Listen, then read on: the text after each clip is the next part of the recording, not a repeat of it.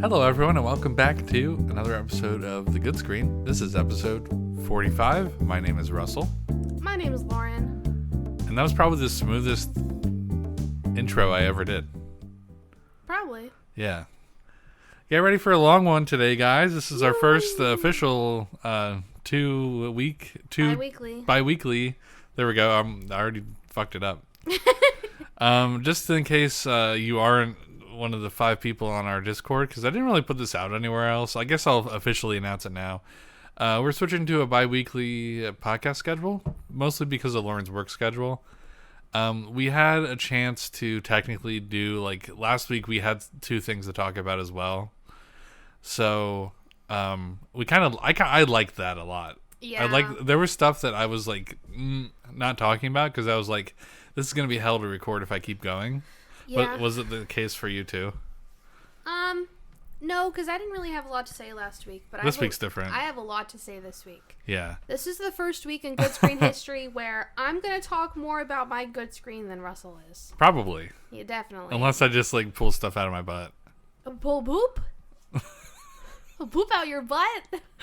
So yeah, we're switching to a biweekly podcast schedule for the foreseeable future. Probably, if we like it, probably forever. I was gonna say, even if I'd switch back to first shift, yeah, it's kind of nice to do it biweekly. And then we could have longer, more well thought out episodes because we're planning on filming this in 2 parts. Yeah, we have to. Yeah, one for the movie we just saw. Yeah, like we're fresh out of the theater from the older movie, because we're going to try to do an old movie and a new movie every 2 weeks. time, yeah. Except for the week that Barbie and Oppenheimer come out. That's going to be a huge one. That's going to be a double feature. Yeah, that one I might want to see if anyone else wants to tag along with us and then come back to the house and record. Yeah. Like, for a day-long, like, good screen day. A good screen day. Yeah.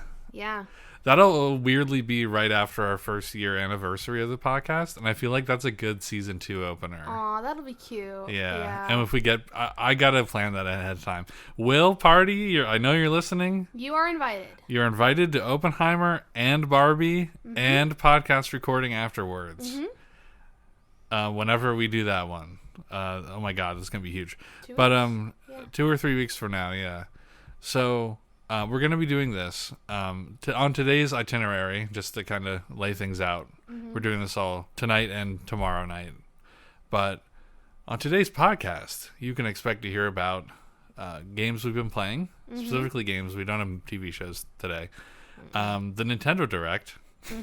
What is it called? The movie we just saw, Asteroid City, Titanic, and where we were this weekend. And screenless shoutouts. Other than your mom's house. Other than at your mom's house. Tell her I said hello. Tell her I miss her. And Skyward, tell her I said good day.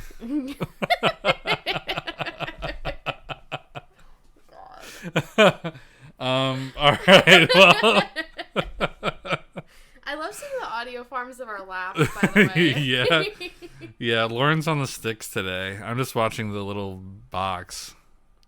You're usually on the sticks, though. Is that what it's called? Yeah, I think. I don't think anyone calls it that. They call it that on another podcast I listen to.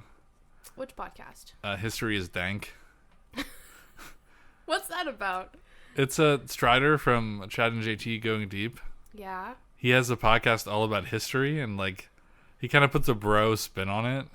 But he starts every podcast with, Aaron on the sticks. Aaron, what up? And then Aaron goes, what up? Okay. So, yeah. All right, let's go ahead and officially start our podcast. So, Yay. Lauren, we'll start with you for what have you been enjoying on the good screen? I'll just move back. Russell, have you ever heard of the hidden gem indie game? Celeste?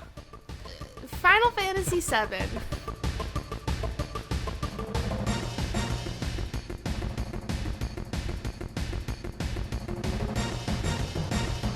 Yes. I've been enjoying that very thoroughly on the good screen, and I only started playing it as a joke. Right.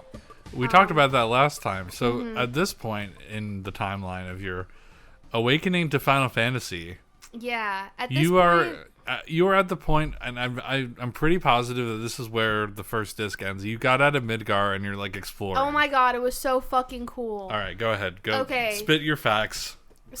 Patooey. So I'll refill my water.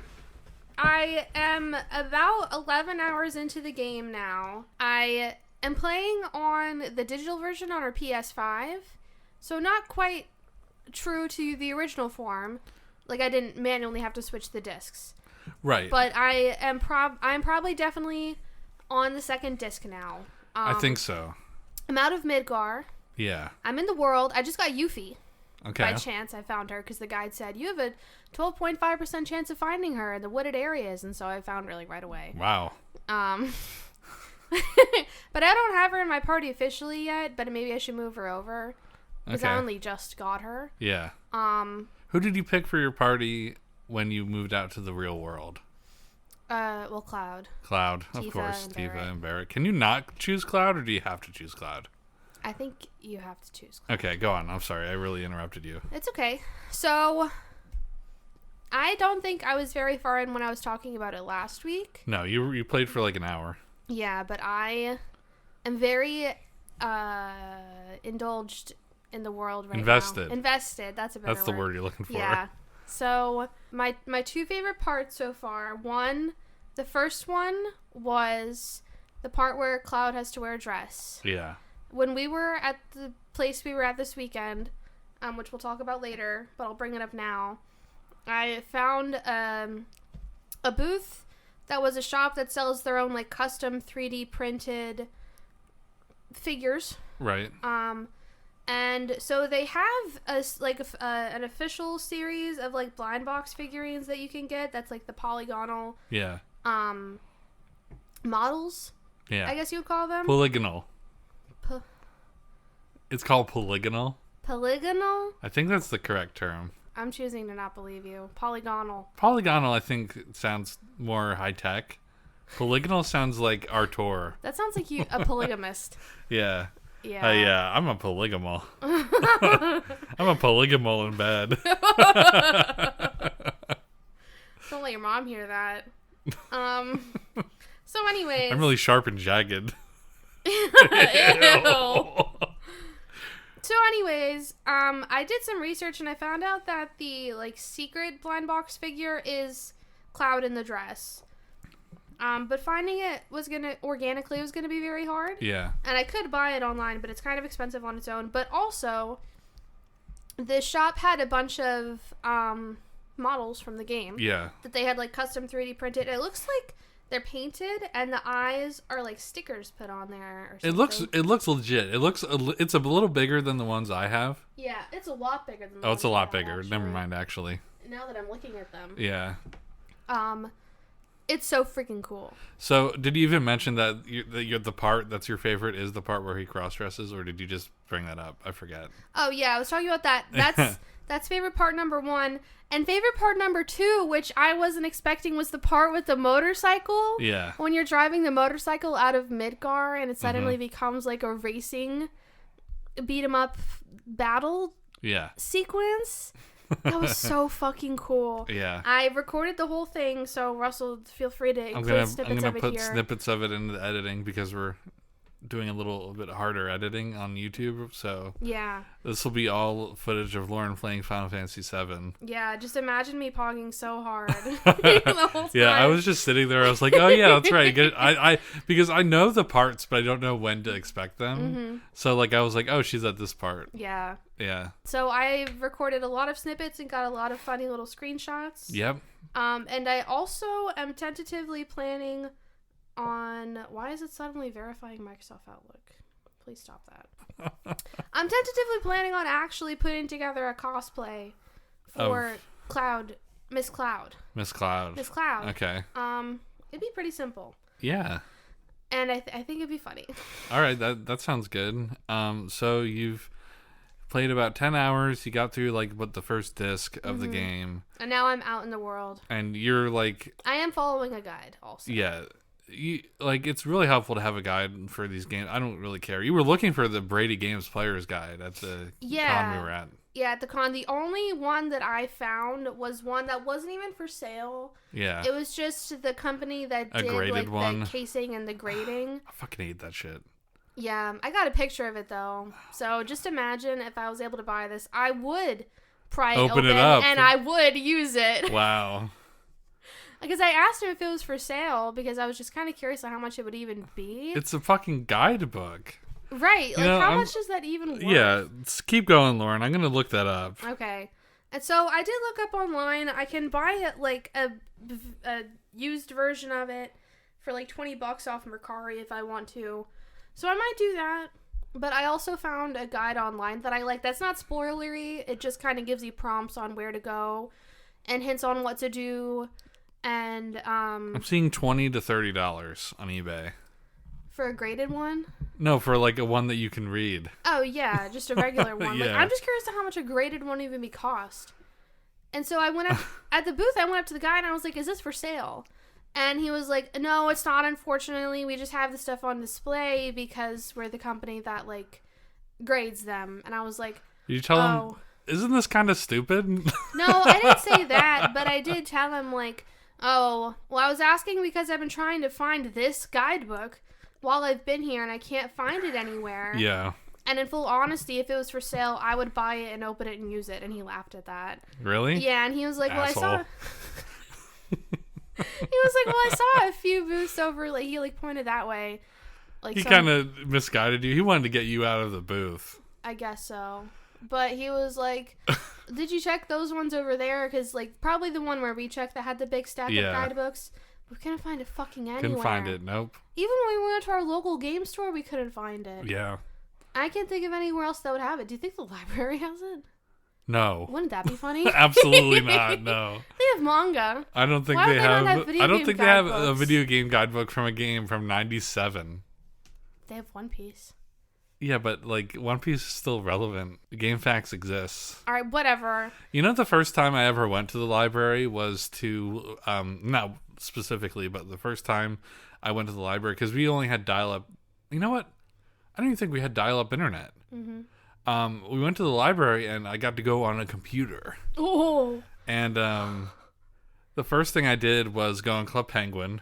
Naturally. Because my friends told me about that. Yeah. And my friend Nick, in I guess in elementary school, one time he showed me, like, he logged into Club Penguin and he told me his username. And I remembered it. And I logged in with his username. Oh my god. Yeah, and I don't think I ever told him that. Oh my god. But it worked. And because at that time you had to pay for Club Penguin. Yeah. So it was like something like goth. Wow. It was really bizarre because we were like 11. Oh. And no, I did Club Penguin, and then I looked up how to get somewhere in A Link's Awakening on the Game Boy. Because I was stuck on that game for years at that time. Yeah. Because I was too stupid to figure out the puzzle. And then I figured it out, and I got like through the whole game. Yeah. Like it was my roadblock. I remember one of my first times going on the internet. It was because I got a Webkinz for Christmas. Yeah. I was like 9 or 10. And then you saw boobs? I mean, eventually. That wasn't the first thing I sought out. What I sought out before that was anime. Oh, yeah. And then boobs. And all of it was on my grandparents' PC that they kept in their office. Yeah. They had a computer room. The computer room. Yeah, we had, right soon after that, we got dial-up internet because my mom needed it for her business. Mm-hmm. And I would go in it occasionally. I would just download sprite sheets. And I would recreate them in Paint. Oh, that's cute. Yeah, I made little sprite comics too. They're gone. I also, when I got into anime, so one of my favorite animes as an early teenager was Hetalia. Yeah. Which probably tells you a lot about me, maybe. I don't think you've ever mentioned that on here before, but you told me that a lot. Yeah. I was really into it. But there was a community of people who made like little paper dolls of them. And I was ravenous for them. I would go to my grandparents and I would print out like 10 of them at a time. And then I'd go home And I'd close myself off in my room, and I would just put together these little anime boy paper dolls. And you'd look at them and you'd drool. No, I would play with them. Oh. I had them all lined up on a shelf, and I would play with them. And your grandparents would come and be like, I thought this was just regular paper. Why does it look like paper mache? Ew. Okay, I'm moving on. I'm going back to the subject at hand. Okay. Anyways, I have very thoroughly been enjoying Final Fantasy VII. Yes. I was kind of disappointed I didn't see too much like merch of it at the convention we were at, other than what I bought. Lauren, the swords. Other than the swords, you didn't let me get to that part. Other than the Buster swords that they were selling, which if I go there next year in the cosplay, I do plan on getting probably the smaller one, because they have one that's not super big. Because how the fuck am I gonna carry that around? It's bigger than me. Yeah. You had to go on your tiptoes with your hands. I wasn't way tiptoes. Up there. I just went like this. With it on like 0.5 cam. It's so funny. The picture's going to be up on the screen right now. Yes, it is bigger than me. It's probably my favorite picture of you. It's really good. Yeah. So, yeah. I'll probably get the smaller one and like strap it to my back or something. That'd be awesome. Yeah, but yeah, I've been enjoying it a lot. I guess that's really all I have to say about it. It just makes me very excited. The game? Yeah. So I'll go through what I've learned so far that I didn't know before, which is literally everything but the stuff that surprises me. Okay. Sephiroth commits a lot of war crimes. Yeah. I woke up this morning, that was the first thing I told you. It was. Sephiroth is a test tube baby. Right. He killed Cloud's mom, I guess. Yeah. Kind of. I think so. Because of the fire. Sure. Which I got a clip of that scene, so you can put that there. Oh, with him, I like love the pre-rendered graphic. The classic, cutscenes. like Sephiroth brooding with the fire. Mm-hmm. That's like iconic. That's his Smash Bros. Victory screen. Is it? Yeah. I didn't I don't know that. if you never noticed that. No. Yeah, I'm pretty sure it is. Wow, I'll have to look that up Yeah. now. I learned Cloud is kind of stupid. Okay. He's not very socially inept, is what I've been picking up from his dialogue. He's not socially inept, he's just stupid? Well, he's like very tunnel visioned. Yeah. But now, that's just as an adult, because I guess, so in the cutscenes it said that was 5 years ago when he was 16, so I guess now he's 21? Sure. Yeah, that's what I've gathered. So now he's 21, he's a young adult in the world. Yeah. Not part of the army anymore. But the world is literally opening up to him. Yes. So yeah, maybe it'll get better. I don't know. I think he's funny. I think it's going to be Cloud. handled a lot better in the remake when he gets out in the open world. Oh yeah, maybe. Yeah. Cloud is definitely my favorite character. Wow. I was expecting... See, you were like, I love Sephiroth, and I was like, I don't think you'll really like him when you play the game. Like, you will hate him by the end. Because he's really bad. I just think he's funny. Yeah. He's hilarious, Lauren. We'll check back in next week or next podcast when you're like 10 more hours into the game. When I've maybe beaten it. Yeah, and everyone listening is probably like, I don't know, Lauren. Maybe Russell has a point here. But yeah, so yeah, you're kind of like beelining through the game. Yeah. Can I make some predictions? And I don't want you to confirm to me about whether... I only know like big story beats. Okay. Well, I'm going to look away as I say this because I don't want to see it in your eyes if anything is true. Okay. Okay, I've turned the other way. My first prediction, Okay. Sephiroth is Cloud's dad. My second prediction... I do not think that's the thing. You mentioned that last week. Did I? Yeah. I was like, that is not, I don't think that's the big thing. Okay, no. If it is, I'm so sorry that I'm laughing at it. But, alright, go on. Okay, the other thing is kind of not really a big thing, but Cloud is also maybe also an ancient because we don't know who his dad is. Okay. I feel like there was something else. It's probably confirmed later on in the story, but I feel like Red was probably definitely a person. Now he's put in this weird dog body. Yeah. Because they said he's an ancient too. I need to play this game. I don't have no clue what you're talking about. Red's the dog. I know, but I don't know it what an talks. ancient is. Oh. Do you want me to explain it to you? No, I'll play the game eventually. I am Okay. playing Final Fantasy IV, Okay. which is not 7. But which I'm one? working my way up. Remember, JJ got me like all 6 of them? Yeah. Well, he got me 5 of the 6 because I already had 4. Mm-hmm. But I'm up to 4, and I've played 4 before. But Which one's the one with Noctis? that is 15. That's 15. You might like that one now. specifically because they changed some things with the story, because the story like really derailed, but they changed it and they like fleshed it out more. You might actually like that one. And I got it on, it's with the PlayStation Plus collection. Oh. So it's already like in my account. Okay. Very different game. I mean, I figured they're all very different. That's all the predictions I have for now. Okay. That's everything that I could think of. Cool. I know the big stuff, and you're not even close Okay, with good. the big stuff. So, I guess because you said the third disc is mostly finale stuff. I think. So I guess I'll find out more of the big stuff later? Yeah. Yeah, I can't think of anything else. Yeah. All I know is don't fight the big red mech thing on the map. I haven't seen that yet. Yeah. I think it's like called a mega weapon or something. Don't fight that. You won't be ready. Okay. I'm not even ready for the snake thing that's wandering around. Yeah, I think either you're going to go straight through the story or you're going to get to this one particular place and just immediately stop playing the game. Like, stop progressing the story because of what it is. Not because it's bad, but because it's really distracting. Is it a casino? It basically is a casino. and like it's a theme park or something like that. That's so fun. It's like casino theme park kind of thing. Okay. It's called the Gold Saucer. I did see stuff about that mentioned in my guide. Something about a side quest. Yeah. Because stuff I'm doing now is already impacting that side quest. I think they're doing it for a very legitimate reason, and if you want to do like that fight I was talking about, you need to do that side quest. I think. Again, I've never played the game. I just heard people talk about it so much. I just know little bits and pieces about it. Okay, so that's what you've been enjoying on the good screen? Yeah. How long have we been going? Like an hour now?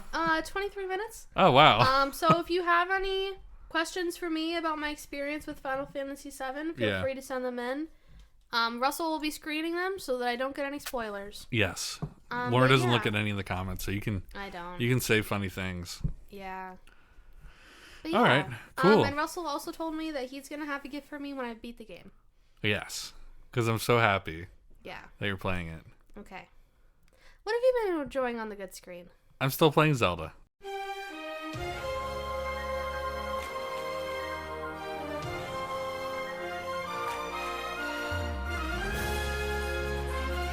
That's it? No, that's not it. I'm playing Zelda. I've been playing it for 100 hours, which is huge for me. Like, I don't usually play games that long. You've been also playing it very densely, yes. Yeah, and like, I'm at the point where I could end the game right now.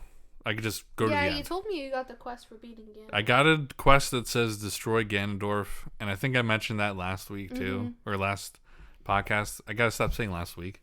Yeah. And I don't want to do it. I just don't want to I keep finding new stuff to do. I'm not done with all the shrines. I got maybe 3/4 of the depths map out. So do you want to complete all the shrines before you do the Ganon? Yeah, I want to like really. Because I saw you have like 3 stamina wheels. I have 3 stamina wheels and like a bar and a little over a half hearts, which is more than enough to. Because I got up to the point of the game where like there's like this like. I guess I don't want to call it like a skill check, but like there's a pretty tough battle, and like with the amount of hearts that I had, it was really hard to do, especially because the battle was like with the gloom that makes your hearts go away. So like I had no hearts, and I was like, wow, I need to do the shrines. So I started doing all the shrines, and I was like, I'm gonna take a break. I think I have enough, but I'm gonna go back and do all the shrines soon. And like I could probably put another 100 hours into this game just sticking around, like getting all the shrines and doing the map down below, filling up all my energy wells, getting all the caves. I haven't even gotten all the caves and wells in the game yet. If you have 3/4 of the depth, do you have 3/4 of the shrine done? Because doesn't the shrine Yeah, I have about 3/4. Yeah. Oh wow. Because what I was doing was in typical efficiency status of me. I was doing the shrines for like an area, and then I'd go down and do like. The depths area, and I would view the map like on the surface and like hover over the shrine warp point, and I would hit down to go to the depths and then put a little like leaf there to show that there was so I knew where to go. Smart. And I was like, yeah, I'm so smart, high efficiency. And I did that for most of the map. Like some of them I found without that, and then when someone told me they all link up, I was like, well now I know how I'm going to do all this. So The ones in the sky don't match up, but there aren't that many in the sky. Yeah. Overall. Okay. But yeah, so still really enjoying Zelda. I also played a little bit of the original Fire Emblem on the Game Boy Advance because that's on the Switch Online service now. Like the first one? The first one? Yeah. It's great on the Switch Online because you can reverse. Yeah.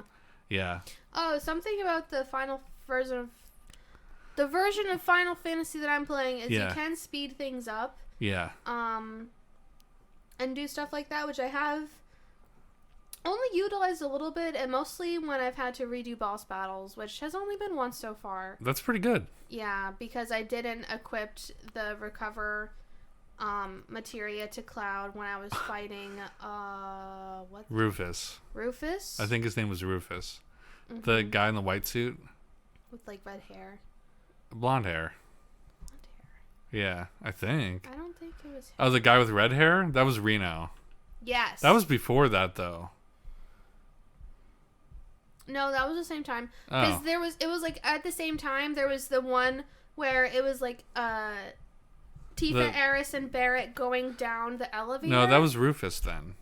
I watched this, Lauren. Russell, listen to me. All right. No, listen. You recorded this. Be careful. Okay, either way, because there was one going on. It was like 2 boss battles going on at the same time. That was really cool. It just basically was one straight to the other, but it gave you the chance to like do your materia and stuff for each boss battle, which I appreciated. Yeah. So there was the one where they were going down the elevator, which was super freaking cool, and I had a really hard time with the first time. And then after that, it goes straight to Cloud and whoever it was, but I could swear that it's Reno. Actually, no, it is Rufus. Yeah, he had the gun. He was shooting Cloud with the gun. Yeah, he was shooting with the gun. Very politely waiting, and he had his little helicopter in the background. Because the part that I just did where they're in the mine, there's like some new annoying woman, and she was going on about how she was filling in for him after the battle. And like Reno respects him now, or something like that. Yeah. And but I didn't have the restore materia on Cloud. Like I just totally forgot about it because I didn't realize that the materia list they don't like move up, they just kind of stay wherever they were. So I didn't scroll down far enough to see it, so I game overed and I had to redo both boss battles. I feel like there might be a button that sorts them all to the top, probably, but I don't know. Now I know. You know, not going back to Final Fantasy VII or anything, well, we are, but I've realized just watching you play this game that the Legend of Heroes games, specifically the Sky games, take a lot of inspiration from this game. Mm-hmm. Like the materia system, which is like probably the biggest one, but also like kind of like the organizations. Mm-hmm. Kind of they kind of handled the whole like is Lloyd also like a cop? Or an ex-cop? Yeah, and like... And Cloud is an ex-soldier. Lloyd and his brother is like a very similar dynamic to something you don't really know yet. Is Zach his brother? No. Okay. I don't think he's his brother. Okay, I know he fucks Eris. Wow, okay. Well, because at one point, Eris was like alluding to dating someone, and I was like, did she date Sephiroth? There's a character in Trails from Zero who... dated Lloyd's older brother, and his older brother died like before the game started. So that kind of reminded me of that dynamic. Oh, but like I've seen in fan art Eris and Zach. So I figured out. You'll have to play the Crisis Core remake before you play the remake. It's a remaster of the PSP game because Crisis Core is the Zach game. Oh. That happened before the Final Fantasy VII. Okay. And it's an action game, but it has a roulette wheel in it for some reason. It's very different. Weird. But the story is like apparently heart-wrenching. Okay. But so I'm finding that like I thought what I thought was a pretty original story is just like, oh, Final Fantasy VII was awesome. Let's kind of do our take on it. Which I don't have anything wrong with. Like, there's enough different in those games, especially like the continuity of it all, and how like they made the church like good, like actually good. Like sounds like I'm like, praise the Lord. Yeah, You're but not the killing church God. Is like a true holy place. Yeah. But there's always room for that to go haywire. Yeah. But yeah, so it's interesting seeing like that game just pulls everything good about it. Not everything good about it. Some of the good things about it. From Final Fantasy VII. Even like choosing which characters to interact with for like friendship points. Yeah. Yeah. And I don't know how much the friendship points have any stake in this game other than achievements and stuff. I haven't found that out. I don't think not incredibly. But also, do Final Fantasy games before this one not have materia? No. Oh, It's a new thing. Yeah, there's the groundwork for it. Before there was in 6 there was just like, you learn moves. In 5 there was like a job system, and like you would prestige jobs, and like you'd be able to like keep some of the skills on and go to another job. And then 4 was like everyone just kind of learned skills, and then 3 had jobs, and I did learn how materia is made. Yeah. It's fucked. Yeah, I bet. Yeah. But yeah, this is the first one with materia and the only one with materia. Really? Yeah, they changed. Every Final Fantasy is different. I made some really harsh claims on 16, but like thinking about it again, like the whole point of Final Fantasy is that it is like the last one, or like Is it the Final Fantasy? It's supposed to be like, consider it like a final thing, like, so it has to be very different, right? Like they're all very different from each other. What? Are there not going to be any more? No, there are. Oh. This is gonna sell like hotcakes. But like the fact that it's so different, but also like at the same time, kind of like apparently it derails at the end, and like that's very Final Fantasy. So I'm like, maybe I'll try it out, but I really like I'm hearing some like overheating stories and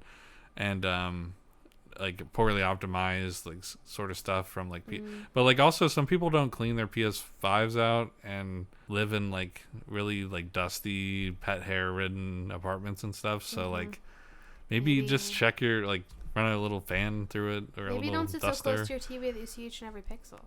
I don't think that's the problem. Oh, I don't know. Also, I am looking forward to playing the whatever you want to call it, the remaster, the remake of Final Fantasy VII. Yeah.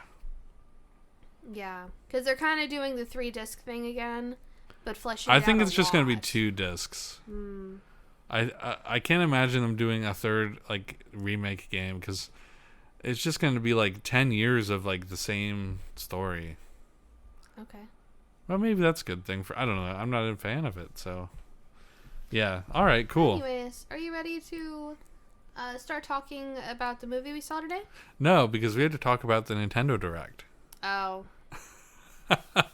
Okay. All right. Now that you've had your conversation, you can have yours. All right. Let me pull up a list just in case like I forgot some stuff. I slept most of the time. You didn't sleep. Metaphorically. No, it was during the Starfield thing. I literally fell asleep. But I was also exhausted.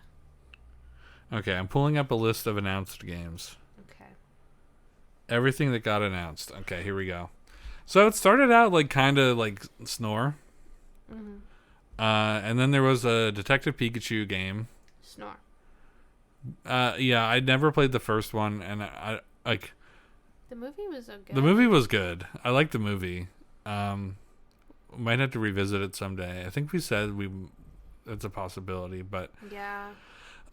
So yeah, Detective Pikachu Part 2 or whatever is coming out. A Princess Peach game. Oh wait, this is all out of order. What the fuck? Okay, so the first big announcement was a Mario RPG remake, which is like huge. A lot of people thought that they would never go back to that game because it was a collaboration with Square Enix, and it happened before the whole like falling out over Final Fantasy VII. The what?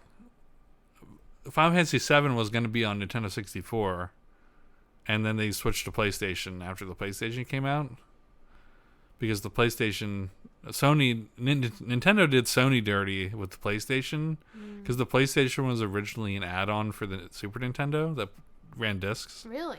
Yeah, and they were like, we're gonna actually team up with Philips, and now we got YouTube poop. So, I mean, we're living in the best timeline, because now I can just go, I wonder what's for dinner.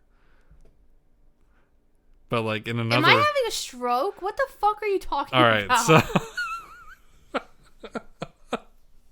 Okay. Back in like 1994... No, I'm sorry. Earlier than that. Like 1991, 1992. Sony collaborated with Nintendo. And this is like... Okay. I'm so sorry, everyone. This is like game history 101, okay? Okay. So Sony collaborated with Nintendo when they made the Super Nintendo, and Sony made the sound chip. Sony was known for audio at that point. Yeah. And they eventually, I mean, they already had at that point made the CD. So Nintendo was like, hey, do you want to work with us on like making a CD-ROM like attachment we can put on the bottom of the Super Nintendo? We got this little port on the bottom that we can plug it into, and then we can run CD games like Sega's doing with the Sega CD, because we want to beat them in the console wars, because Nintendo's way better. And Sony was like, yeah, let's do it. And they made a prototype. There's a really cool video of a guy who got his hands on one and repaired it. Oh. So, I mean, there's no discs to run on it, but he played a Super Nintendo game on it. Yeah. And then Nintendo at some trade show was like, unbeknownst to Sony, was like, hey, here's our new CD partnership with Philips. Philips? Yeah. Sony's like big competitor in the audio industry. I was going to say like and that Sony Philips? was like, what the fucking shit did you just do? Yeah. So Nintendo was like, yeah, sorry, bro. And that went on to be a disaster because they made the Philips. Sony said, I'm not your bro. Yeah. And then Sony made the CD. Philips and Nintendo had a falling out as well over the attachment. So it never existed. Oh. But Philips was like, hey, can we like at least use Mario and Zelda for like our CD thing?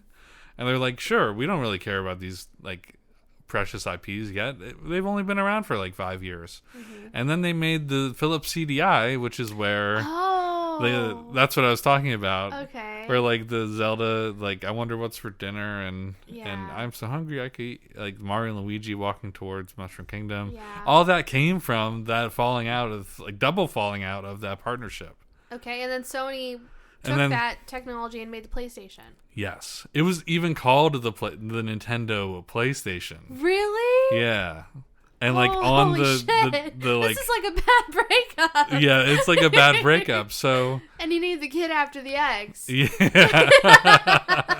So Sony was like, this was awful. We're never gonna do games again. And like someone at Sony was like, well, no, wait a minute. We can cook.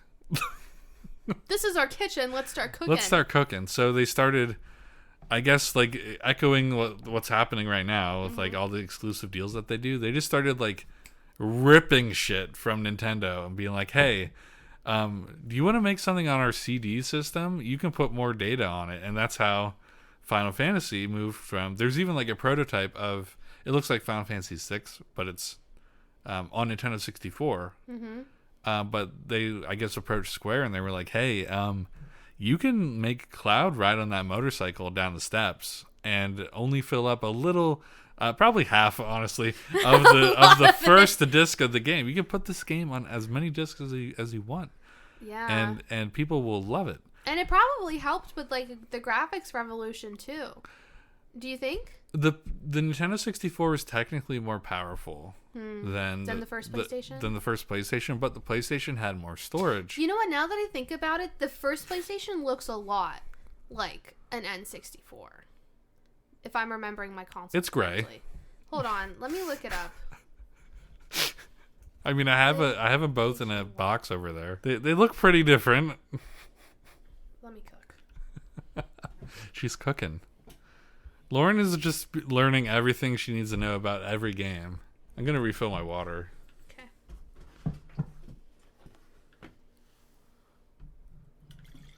Or am I thinking of the Dreamcast? You are thinking of the Dreamcast. You are 100% thinking of the Dreamcast. It and the Dreamcast, because it's top loading. And they're also like the similar shade of gray. Mm-hmm.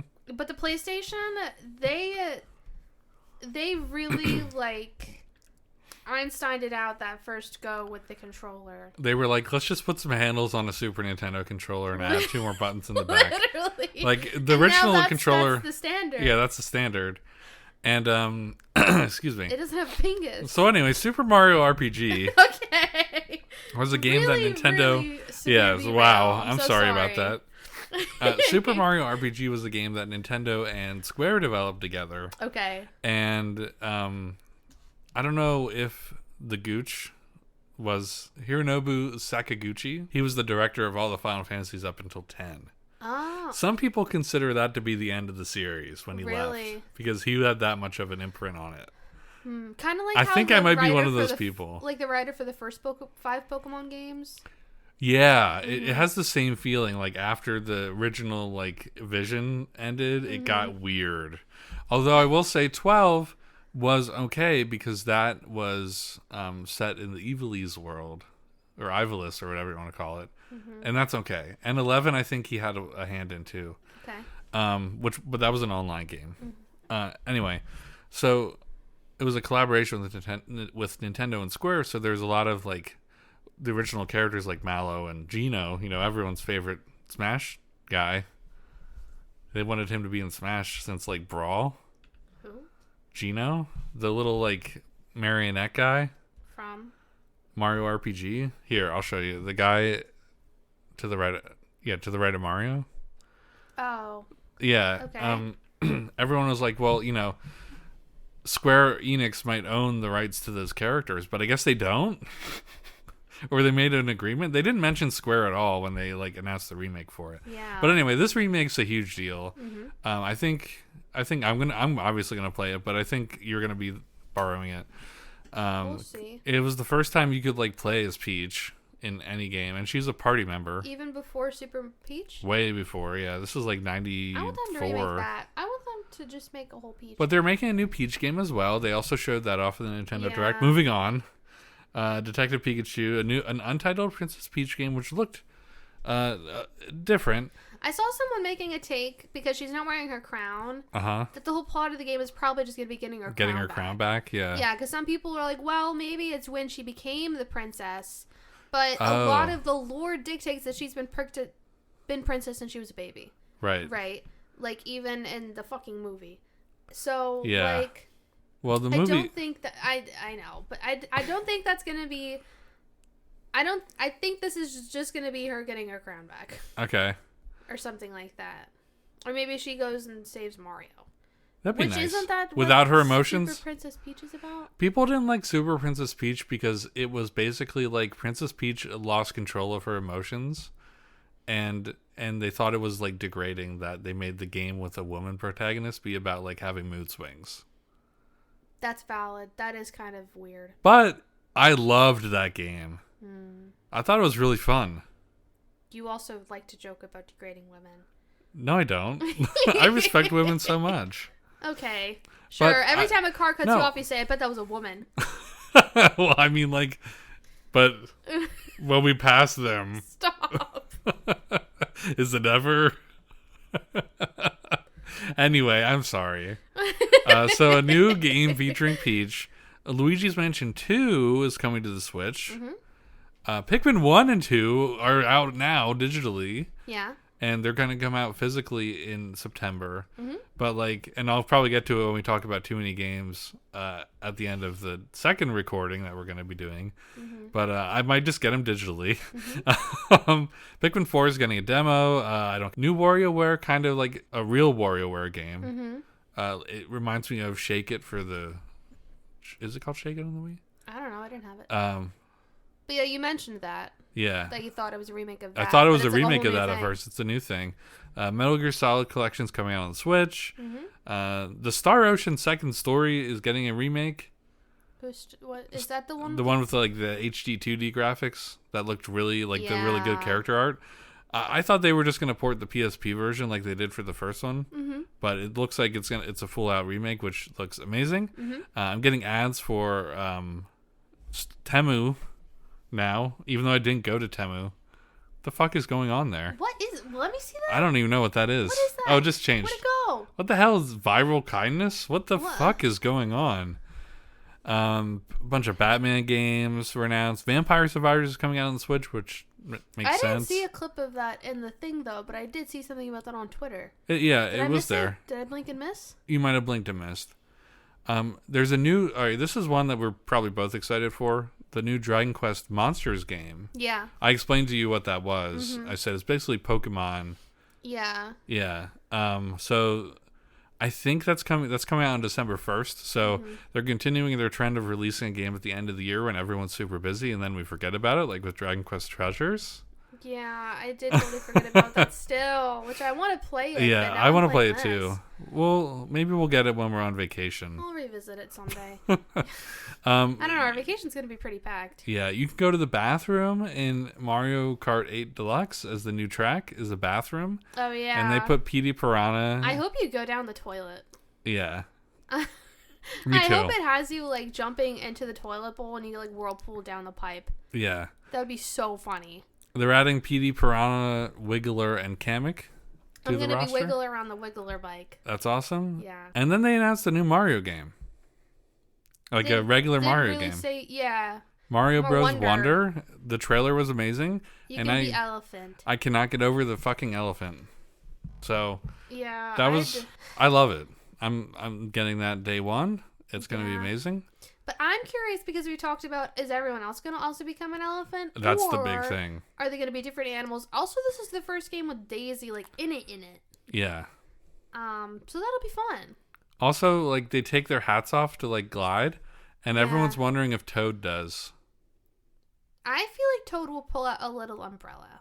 You think so? Yeah. Or maybe his head will just become, like a mushroom. Like, what if there's another mushroom underneath? Like it like bulbs up and like looks like an umbrella like that way, instead of it like falling off and like becoming a parachute. It's like his little bloomers are the parachute. Oh, that'd be good. And he like floats down with his. Yeah, I don't want him to take his hat off. No, his hat's not coming off. That's where his brain is. That's where his big brain is. That's part of his head. Lauren's a big Toad stan. I am. Yeah. I wish you would know if you watched what little we played of the Paper Mario on my other my YouTube channel. Yeah.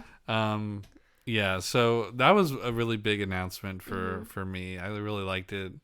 I've actually watched the trailer a few times. Like, yeah.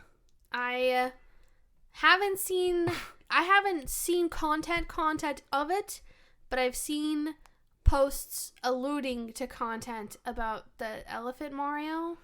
What do you mean? Content. Oh. Well, I've not seen anything like that.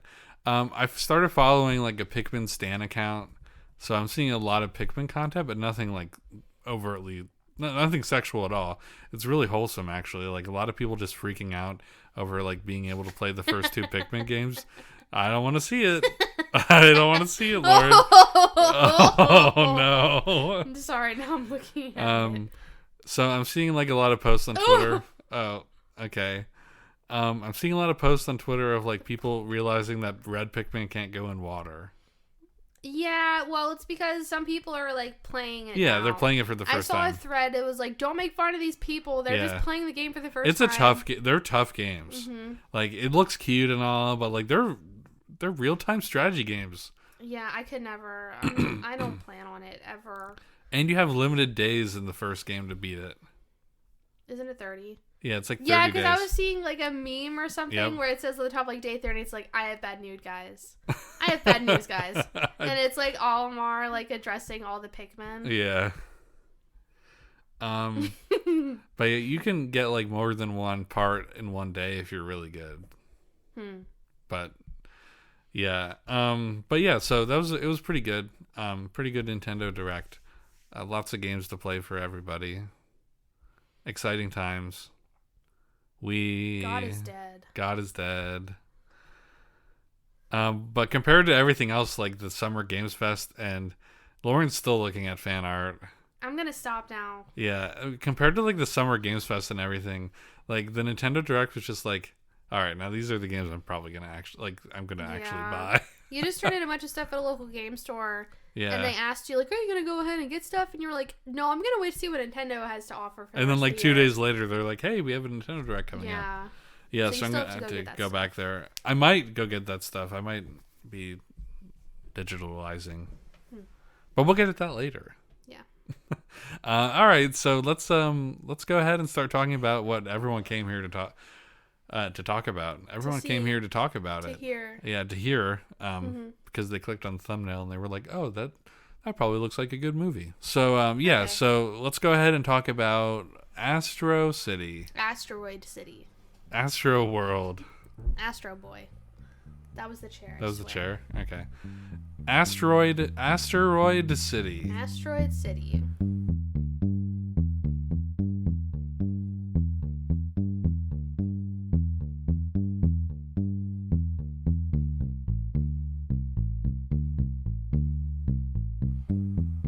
Have you ever looked at a picture of Wes Anderson?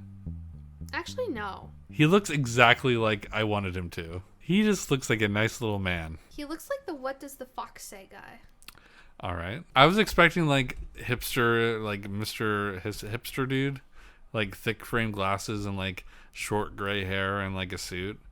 Well, this one he's wearing like a scarf wrapped around him. Yeah. It gives. All right. So you did a little bit of research on this. But there wasn't even that much in the Wikipedia article. Yeah. We're going to go in saying like, we'll probably spoil a bunch of stuff. So if you want to skip this part. Another new thing, I guess, I'm going to try. I've never done it before, but hopefully on YouTube this is going to have timestamps. So if you want to skip this part, you can. Oh, okay. Yeah.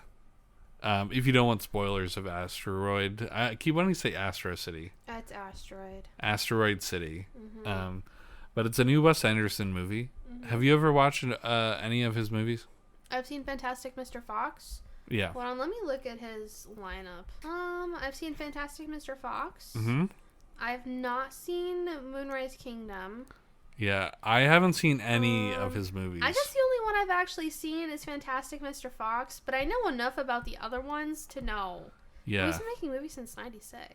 Yeah, I never, in my little indie whatever phase, I never got Anderson pilled, but yeah, I do want to see The French Dispatch mostly because Timothée Chalamet is in it. Oh shit! I've heard only great things from all of his movies. I love how they're all shot. I've seen trailers and like analysis stuff of some of them. Yeah, do you want me to go over the other ones he's done? I know he did The Life Aquatic. He did Moonrise Kingdom, French Dispatch, Mr. Fox, Isle of Dogs, which I wanted to see, but I never got the chance to. a few other movies. He did Grand Budapest Hotel. Oh, that was a big one. The Darjeeling Limited. Okay. You already said Life Aquatic. The Royal Tenenbaums. Okay. Rushmore and Bottle Rocket were his first two movies. It's most of his movies are in the Criterion Collection. Yeah, I see that. Not because they're like amazing. Well, I guess they are amazing. I really liked his style, and I will probably go and try and watch all of his shit. Well, for me, it's been memed on so much. Yeah, but like then you watch it. Almost ruined it a little bit for me. And then you see it in action, and you're like, this makes sense. This is like someone with OCD is making a movie. Yeah. And like you kind of understand like, okay, this is all really neat, like neatly organized, and I can kind of understand the bit by bit part. I mean, the greater part of this movie, I really have no fucking clue what was going on myself. Yeah. But I will say, before we even start talking about the movie, it did what it was doing better than a part in Beau is Afraid. Yes. Like a lot better. Yes. It did the whole this is actually a play. Like fourth wall stuff a lot much better. It was interesting. Yeah. It was like mysterious and not like, what the fuck is going on? Drawn out. Drawn out, yeah. Okay, so let's go ahead and talk about your research, Lauren. Okay, there really is not much. I only have like a handful of bullet points. Yeah. So written and directed by Wes Anderson. Right. Sorry, I'm still tired. So it was filmed in Spain. Really? Mm-hmm. It was filmed in Spain between August and October of 2021. It was filmed on 35mm Kodak. Cool. Super large ensemble cast. I didn't know Willem Dafoe was in it. I didn't know half of those people were in it. Yeah. It's like everyone who's been in a Hollywood movie in the last like 2 years was in it. Everyone that people universally like was in this movie. Or like recent stars like Maya Hawke. Was she in it? Yeah, she was the like Bible She was the school teacher? Yeah. Oh, she looks so different. Yeah, that was Maya Hawke. Oh, wow. I like her. Have you ever listened to her music? No. I like it. I just think it's hilarious that her dad is Ethan Hawke. Well, her mom is Uma Thurman. And her mom is Uma Thurman. I think that's even funnier. Yeah. Like, everyone's first boner was Uma Thurman. Except for you. Yours was the Great Fairy. And Ariel. And Ariel. When she lost her top. Mm-hmm. Okay, yeah. I'm continuing. So, just like a little snippet from Wikipedia about the plot.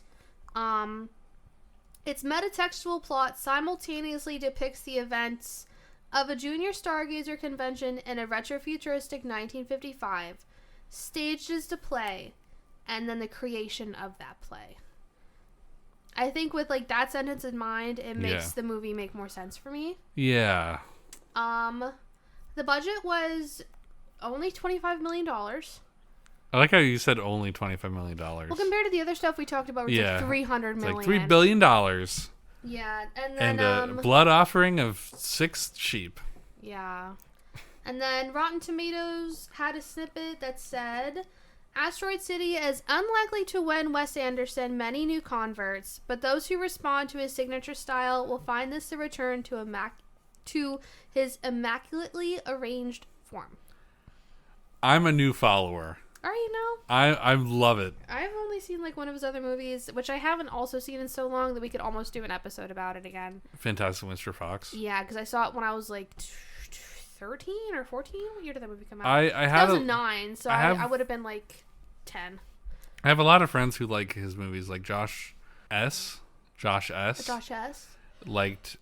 Really liked Moonrise Kingdom. I haven't seen it, but I have heard that that's the Wes Anderson a really good movie. one. Yeah.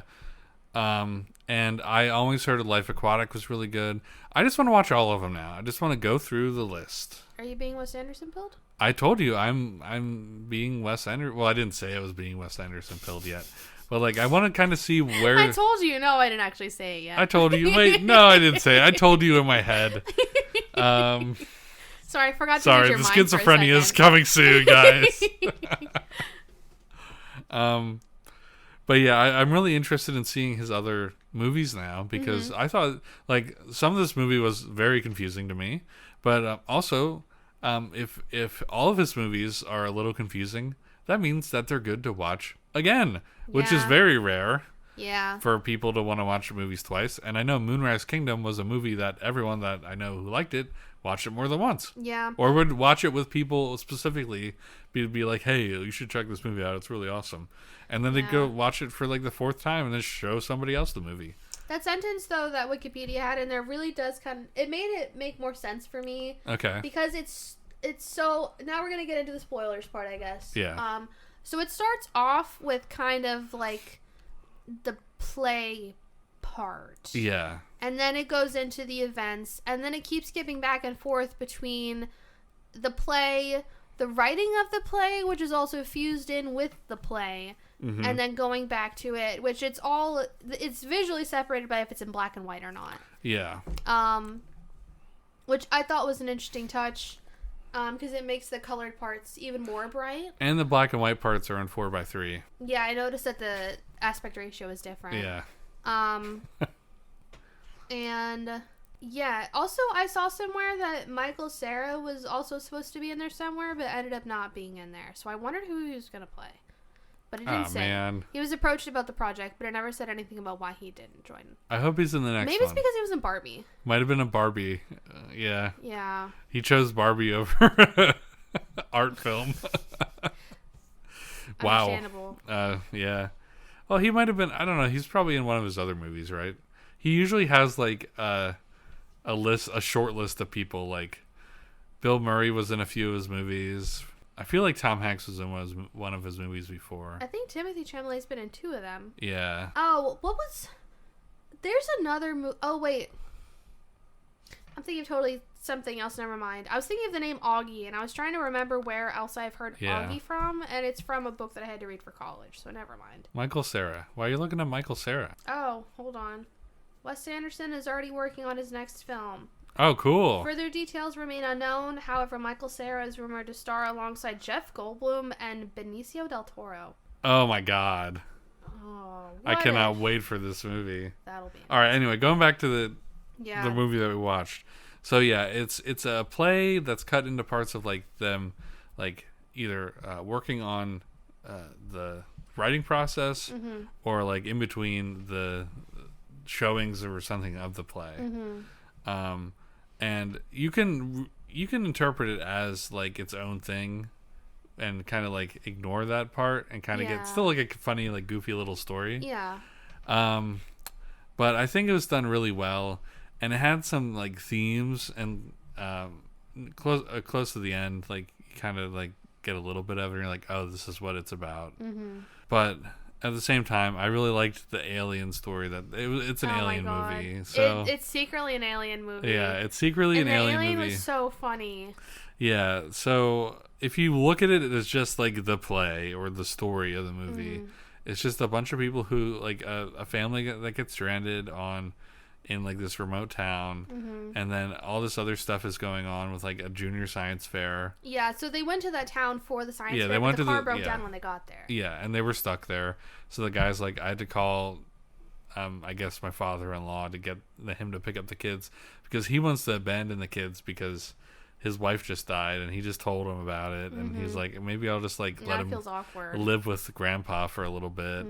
And he's like kind of like full of himself and like kind of doing like the things that he wants to do, which is echoed through the movie because he's a photographer. And like that's like his work, and like throughout every bit of the movie that's like important, he's like taking a picture of something or taking a picture of something that he likes, which at one point is a woman.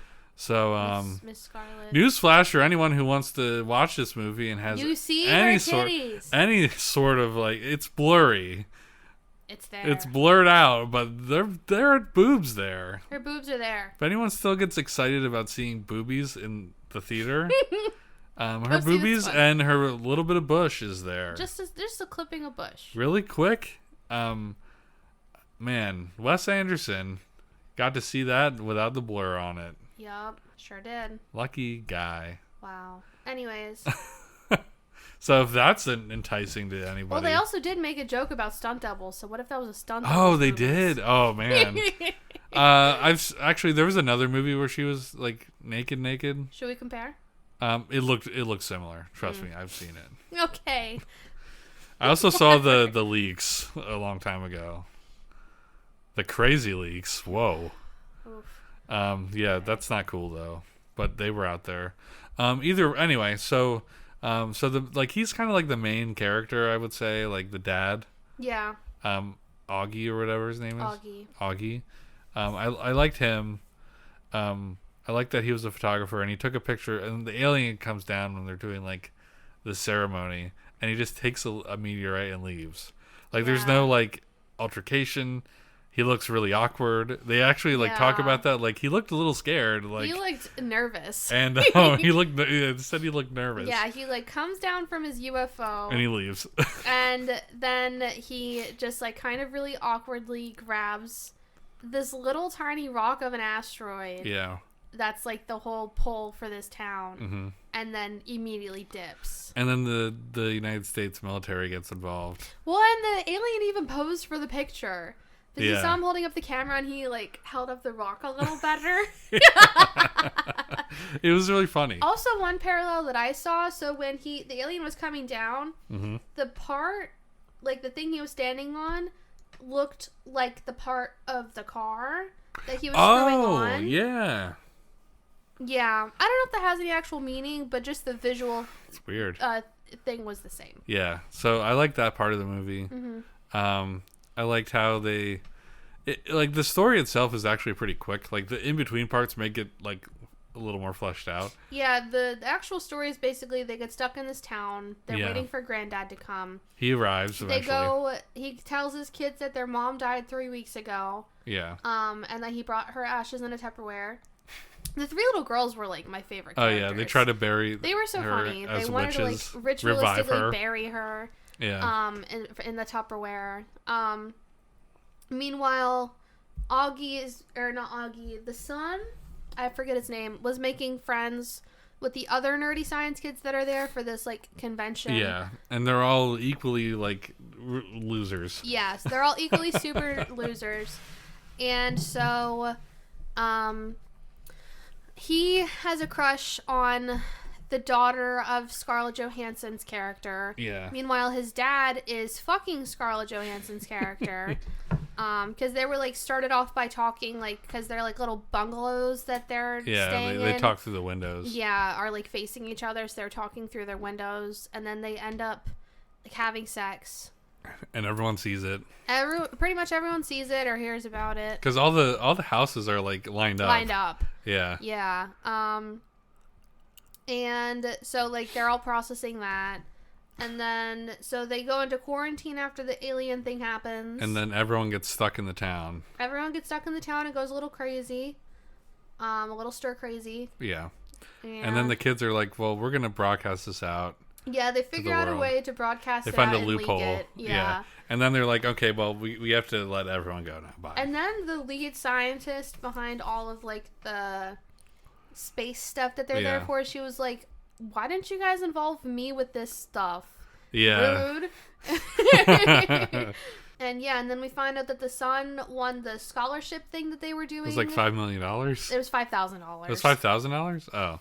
And Oops. that he was going to be some sort of apprentice to the science lady.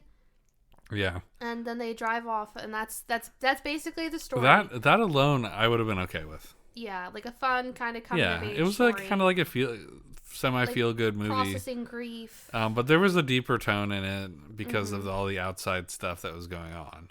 Yeah, that's the only thing that gave it a deep tone. Yeah, and I didn't really 100% get it, but you, Lauren, you heard somebody talking about it in the bathroom after the movie. Yeah, so the two girls that were sitting kind of to the right of us, they were in the bathroom at the same time as me, and I was just listening to their conversation about it, and one of them said, he's so good at being profound, but it's just weird.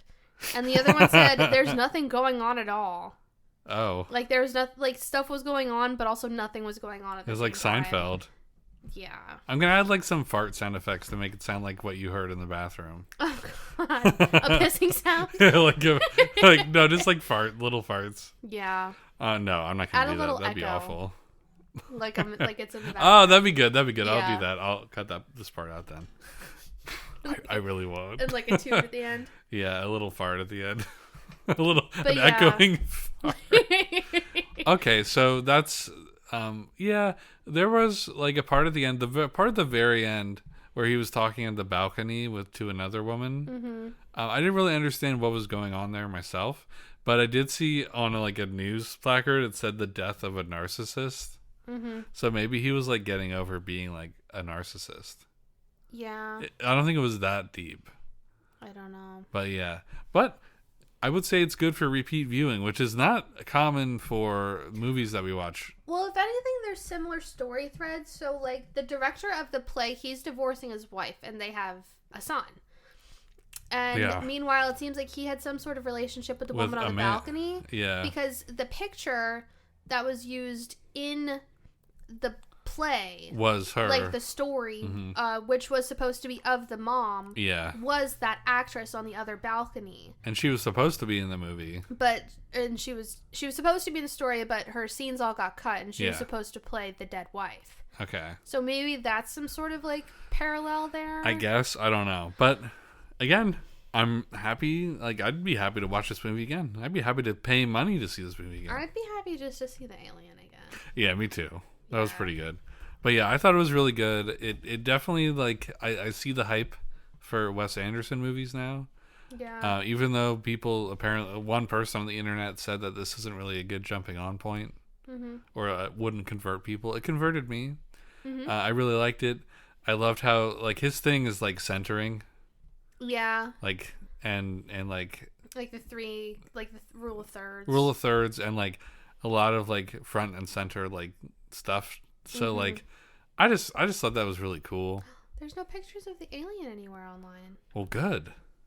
I was gonna say, if there's one thing you're gonna spoil for yourself, it would be the alien picture. What the alien looks like. He's just so silly. He's so funny. And the alien, when he took off his helmet, was Jeff Goldblum.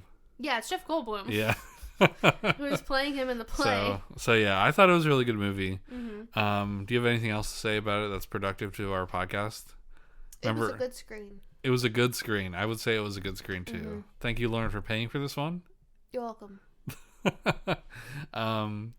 But yeah, I really enjoyed it. I'm glad that we picked this over either Transformers, Elemental, or semi over the new what's it called? Jennifer Lawrence movie. Yeah, I still would like to see that eventually, but I'm not super like gung ho about it. Yeah, but this was really good. This was a nice one to watch. It was kind of refreshing. Yeah, cinema's back. Cinema's back. There's such a variety of movies in now compared to how it was in like 2019. I've already talked about this on the podcast, but this just goes to show that there's plenty to watch, at least in America. Outside of fucking Marvel movies. Outside of Marvel movies. I don't think a single Marvel movie's in theaters. Guardians of the Galaxy, I think, is still in. Yeah. But I heard that was good. Tyler was talking about it. He said he really liked it. Mm. Okay. Not saying like he is the best. I mean, I'll take his word for it, but I'm not gonna see it. But I would say I would take his word over a lot of people and Skyward. I'm just marveled out. Lauren I've is talked about marveled this out. many times. Yeah. At work, the kids that I supervise, they've also been watching Marvel movies a lot recently. Like they've been watching Endgame. Oh. And like it's nice to see it again because I was remembering like back when it came out how big of a deal it was. It was pretty big. It felt like a huge cinematic finale. Yeah. Like that should have been it. But now they're milking it so hard still. It's like you should have just stopped there. They should have took a break and had a new generation come on and like had some cameos. But like you can't stop the money train. No. Even with COVID, they didn't stop the money train, which is insane. No. Even with people fucking dying, they're not stopping the money train. Yeah. Which is nasty. It's gross to me. Yeah. Even if they have like permission, I think it's gross to use an image of somebody in a movie after they're dead. Okay. Side-eyeing Fast and Furious really hard right now also. I think that was more like an honor apparently, thing. Well, I guess, but also now the brother's going to be in it playing him. Oh. How? The brother like he of came Paul back? Walker. In the movie, he came back? Brian came back? I guess so. What? Yeah, the girls have been talking about it. Oh my god. I had to catch up. Yeah, he's coming back or something. All right. Well, anyway, wow. Mm-hmm. All right. So yeah, Asteroid City, very good movie, colorful movie too. Very colorful. Yeah. Easy on the eyes, except for when they showed the bright white act Screens, things in between after the black and white, which I think was supposed to mostly resemble like the script. Yeah, it was. Yeah. And I was like, "Youch!" every time. Yeah. I said, "Youch!" One of them almost jump scared me a little bit. Oh, really? Yeah. I was getting ready for a jump scare. Isn't it crazy that like you just expect jump scares out of every movie now? All of a sudden, like even like not like scary movies. Like when the alien came down, I was expecting a jump scare. No, really. I mean, I get jump scared easily, but yeah, it didn't really. No, I don't have that assumption really. Oh, okay. Well, anyway. Unless it's something that's obviously gonna have a jump scare. Yes. Sometimes I just look away. Yeah. Because I'm a pussy. I guess it's okay. I just like don't like. I don't like. I look away when there's gore. I don't like the spook. Yeah. When I hear like the strings railing up, when I hear that, I'm like. Even when I was reading, I just turned my head and you couldn't see it. How to Sell a Haunted House. There was like gore because I talked about that a while ago. Yeah, there was descriptions of gore in it, and I would just skip the page. Skip the page? Oh, yeah. I would read it. No, I like skimmed it. I was like, "This is happening," and then I flipped the page. It's for me like reading it or seeing it in a comic book is different than like seeing it like in a movie or real life. See, reading it that like kind of puts it in your subconscious, though. Oh yeah, I guess. You can just also not. You know, some people can't visualize while they read. Yeah, I've heard about that. Insane. Yeah. I guess don't read. I mean, some people think in colors or just like the words written out. But other people think like visualize in it. pictures. I think in pictures. I think kind of in words and pictures. Huh. I think in mostly just pictures and people. I could like close my eyes. I don't even close my eyes, just subconsciously see like a movie that I watched at one point. Isn't that so weird? Weird. How that just goes on in your brain. Yeah, I think I'm being controlled by an alien. Also with music too, I can like drum up a song beat by beat in my head. Mm-hmm. I think that just comes from music is like a part of like music goes back to the beginning of humans. Yeah. It's just a part of us. I was reading something about that, about what makes humans humans. Like, and It's sets us music. apart from Animals. other kinds of animals. Yeah. And part of it is like our culture's like tendencies. Music. Yeah. It was a conversation about instincts. Okay. Like how everyone laughs. Even people who are deaf and blind will laugh. Yeah. Like, it's just ingrained I mean, in us. you can be blind and hear something funny. Jeez, Lauren. You know what I mean, though? Yeah. Like, how it's just, like, ingrained in us to laugh and make music.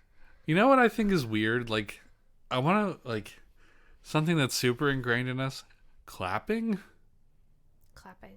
Clapping is, like, if you think about it, why did we ever start, like, doing that? Just, like, smacking our hands together when we like something? It's kind of primal when you think about it. Yeah. Like, when they made fire, they definitely did that. They definitely, like, maybe over their heads, but, like, they definitely, like, started making noise. But it's noise, and I think it goes to the music thing. Like, clapping can be part... When someone is... You're doing a concert, and they're like, starting to sing "Thank God I'm a Country Boy" or whatever, people will start clapping to it. Like, to the beat. I think it's a rhythmic thing. Another thing, too, is smiling. Yeah. Because, like, when animals show their teeth like that, it's usually a form of aggression. Yeah, it's not for us. But for us, it's a form of affection. We're smiling. Yeah, we're smiling at each other. This is an audio medium. So it's just so unusual for humans to use that as a form of affection. That was just ugly. That was icky. That was my not affection smile. That was...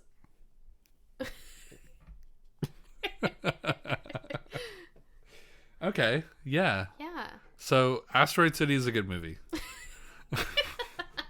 People clap, and people make music. Thank you, Imagine Dragons, for making music. So that we can all... Thank you, Imagine Dragons, for inventing music. For inventing music. The first music ever was made by Imagine Dragons. Yeah. All right. I think we're done with this section.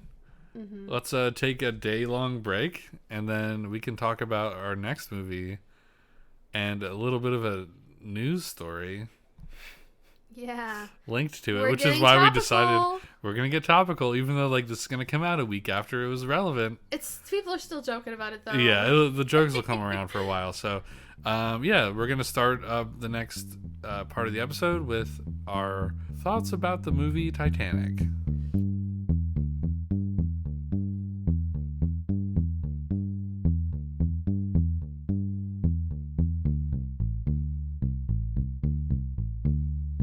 Okay, we're back, everybody. We took a sleep.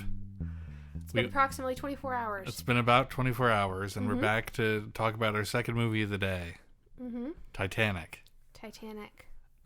What brought this up, we really didn't have a plan. We actually had like a much like less fun plan initially, at least I did. I was like, let's watch Ready Player One and They Live, and then talk about the Apple thing.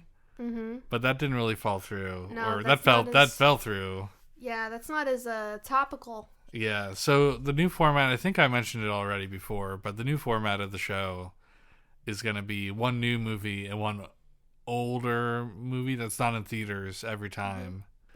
So we were like, okay, let's go see a new movie, but what can we talk about for the old movie? And with everything going on in the news last week. Yeah, if you haven't watched the news, if you haven't been on Twitter... Or anywhere, really. Anywhere, period, on the internet. If you're living under a rock, then you may not have heard about 5 of the richest people in the world being soda can crushed at the bottom of the ocean. Yes. Mm-hmm. By a submarine that they used to potentially look at the Titanic wreckage. Yeah. Which doesn't really even look that cool anymore. It's eroding away. Yeah. So, but also, if you really do want to see it, James Cameron, he does do treks on big, fancy submersibles. yes, like the ones were in this movie. Yeah, exactly. I'm pretty sure that the first time he went down was for the movie. Well, he was, like, obsessed with it for years. Oh, really? Like, and that's when he started writing the movie. Yeah. If I'm remembering right. I had a pretty big Titanic... I don't want to call it a phase. A very big interest in Titanic. When I was around 20. I got this book... I'm looking for it on the shelf. It's on the shelf somewhere. It's on there somewhere. It's called The Watch That Ends the Night. Yeah. It's a take on the Titanic story told through different forms of poetry from the perspectives of different people who really were on the Titanic and what they may have been doing when it happened. Okay. It's very interesting. It's a really good read. I recommend you read it if you know how to read. And if you want to know something ironic, because I was reading this book when I was going to college the first time around. Yeah. And so I had it in my backpack. But then one day my water bottle opened up in my backpack and my book got soaked. Wow. That's hilarious. Yeah, that's irony. You had your mini Titanic submarine post disaster. Yeah. So it's funny about the movie because the movie opens up with them on the submarine, like looking at it. And they even say, like, hey, if, like, this bursts, we're going to be dead in 2 milliseconds, which is exactly... In the first, like, 2 seconds of the film. Hold on, I'm pulling up something about James Cameron and going down to Titanic. Okay, and, like, they had James Cameron on some news stations, like, just to talk about it, and he was like, yeah, this is... They didn't do it right. Not at all. So James Cameron has visited Titanic 33 times. Oh, my God. Yeah, it's like his microcosm study. It's what he did with all the money he got from everything. Well, even before that, because the wreckage was discovered in 1985, and this movie didn't come out till 98. Okay. I remember one of the first times I really got into a National Geographic, it was at my great-granddad's house. Like, he had a whole bookshelf full of them. Like, dating 30 years back. Really? But the one that I read over and over again was the one about the Titanic. Okay. It was very, very interesting. Yeah. I didn't have a phase or anything. But James Cameron, his is called the Deep Sea Challenger.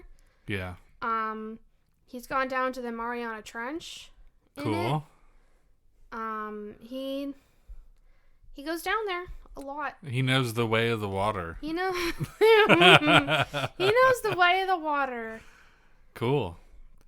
But yeah, he's made comments about it. Yeah. Just saying they were going about it wrong. Because he has put a lot of his own money into the research for making a submersible like this, and also funding the making of submersibles like this. Yeah. Whereas this guy was like, I'm a venture capitalist. I think I can do it, so let's try it. What's the worst that can happen, am I right? And there were a lot of successful trips before. Mm-hmm. Well, I don't know if it was that deep. They were quote-unquote successful, but every single time they lost communication with the people and the on the surface. I wouldn't consider that successful. There were a couple times where the power went out. Oh, Jesus. And just not good press. So they were just like waiting for this to happen. Yeah. More or less. Like they knew it was going to happen someday. Mm-hmm. Oh. Did you know Mr. Beast was almost on the submarine? Yeah. I think Jesse posted something about that. That would have been crazy. Can you imagine? Oh my God. James Cameron has made 72 submersible dives in total. 33 of those were to the Titanic. Wow. Apparently he has like a documentary about it. I don't think he apparently does. I think he does. I'm seeing what's coming up on my Google search. Okay. Before we started recording, I said, "Do you want me to do research?" And you said, "No, I think we know what happened." We know what happened. Yeah.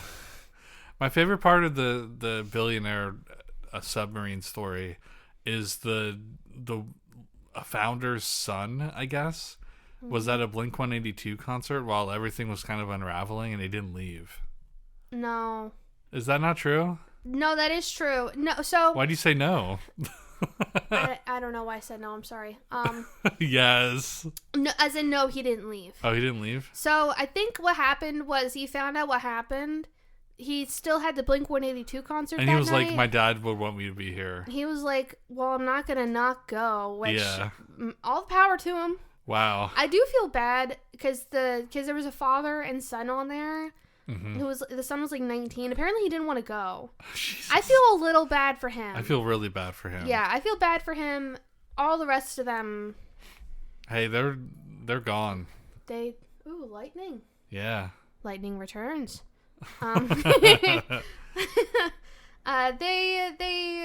They chose their fates. That son did not. I feel bad for him and That's him alone. insane. Yeah, it's hard to think about too. It's crazy. Yeah. I found the Titanic 25 years later with James Cameron full episode special posted by National Geographic on YouTube. Cool. It's 45 minutes long. I'll watch that later. I can't watch that right now. I watched a 3-hour-long movie. Ooh, investigating the Titanic. Might have been longer than 3 hours. I remember growing up. Let's start talking about the movie now. Okay. I remember when I was growing up, this movie was always like, before I saw it, I was too young to see it. But I would always see it at literally everybody's house. Mm-hmm. Everybody had this movie, and it was on 2 VHS tapes. Mm-hmm. And I remember thinking, that long? like, It had to be 2 tapes? Yes, it had to be 2 tapes. Mm. And I remember thinking, like, wow, this must be like the biggest movie ever. And then when I did eventually get around to seeing it, I only lasted like the first tape, not even the whole first tape, because the ship didn't even start sinking before I went to bed. So, and then like over the years, like I never watched the whole thing. Like I never got through. I've seen bits and pieces of it. I saw like a weird AMV, like not AMV, but like fan music video for like some like pop punk song. What? About this? About Titanic? Yeah, I don't think it was. So this is really strange. This is really weird, Lauren. The pop punk band Newfound Glory had an album called From the Screen to Your Stereo. Okay. And they did like shitty punk covers of like movie songs. Did they do My Heart Will Go On? Yes, it was the last song on it. No. I don't think the AMV music video. New Found Glory. My Heart Will Go On. All right, I'll listen to that later. Yeah. They did I love their rendition of the Goonies song and the Neverending Story song, but My Heart Will Go On was the last one. I don't think the music video, the AMV or whatever you want to call it, was to that. I think it was like something edgier and about like forbidden love and stuff and like whatever. Okay. But I remember seeing most of like the like impactful scenes through that lens first. Wow. Same with Donnie Darko. I don't know what that is. Oh, okay. Well, we'll watch that. I'm sure we'll watch that someday. Yeah. I opened the vent again. No, I'm looking at the battery charger. It's blinking red. Yeah, I don't think the batteries are in it right. Anyway, so this movie was almost like something that I never really got around to watching fully, but now I have a podcast where I watch as many movies as possible. Yeah. Every week, and now I have no excuse. So we got The Godfather down. Yeah. I guess there were really no other huge ones that we did, like that I missed. Big Lebowski? Big Lebowski, I guess, was another big one. And now we got Titanic. So yeah. So I really liked it. Yeah. So my first experience with Titanic, I knew what it was historically.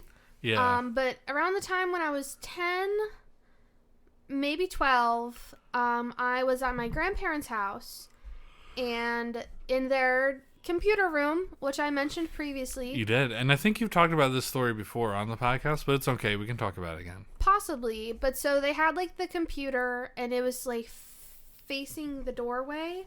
If that makes sense. Like if you were sitting, you're facing the doorway. Like that window was where the computer was. In this corner over here is where the TV was, because there was a TV in there. You're making a visual for people who can't see any of this room. This is an audio medium. So in what that corner is, it would be where the TV is. Which corner? The left corner? My left corner. Okay, your left corner. Against my right wall is where the computer was. Right. And if you're sitting at the computer, you're looking out where the door was. Right. Okay. So to the right of the door, I guess, is where the TV was. You could have just said you could see the TV through the door when you were sitting at the computer desk in the computer room. No, you couldn't see the TV through the door because it was on that same wall where the door was. Oh, okay. So you heard it. Well, no, because I was in there. There was a small couch in there. Oh, okay. So I was sitting on the couch, and my Mimi was, like, playing canasta on the computer or something on Pogo. Okay. She was, like, mahjong, something. Yeah. She was on the computer, and Titanic was on, like, ABC Family or something. Oh. Like, it was just on TV, and we were watching it. And we in the computer room? In the computer room. Okay. Because she was doing whatever on there. I was just vibing and watching TV. So the TV is in the computer room? Yes. Okay, sorry. Yeah, the TV's in the computer room. And so it was just on, and I, like, flipped it to Titanic. It was before the sinking started. I think it was during... Because I didn't start at the beginning. It was like 45 minutes in, I guess, so around the time when Jack and Rose were like doing the party stuff. Yeah. Because then there was the Draw Me Like Your French Girl scene. Yeah, and I'm sure they didn't show anything on ABC Family. No, they moved the frame so that it was just on her face. There was no tit. I mean, they showed the tit in the drawing, but they didn't show her tit. Yeah, that makes sense. But then, so that was kind of fine. But then during the scene where they were fucking in the car, like, I could kind of tell what was happening, and I, like, excused myself to the bathroom so I wouldn't have to be in the same room as my Mimi. But it's ABC Family. You didn't tell me it was the ABC Family edit.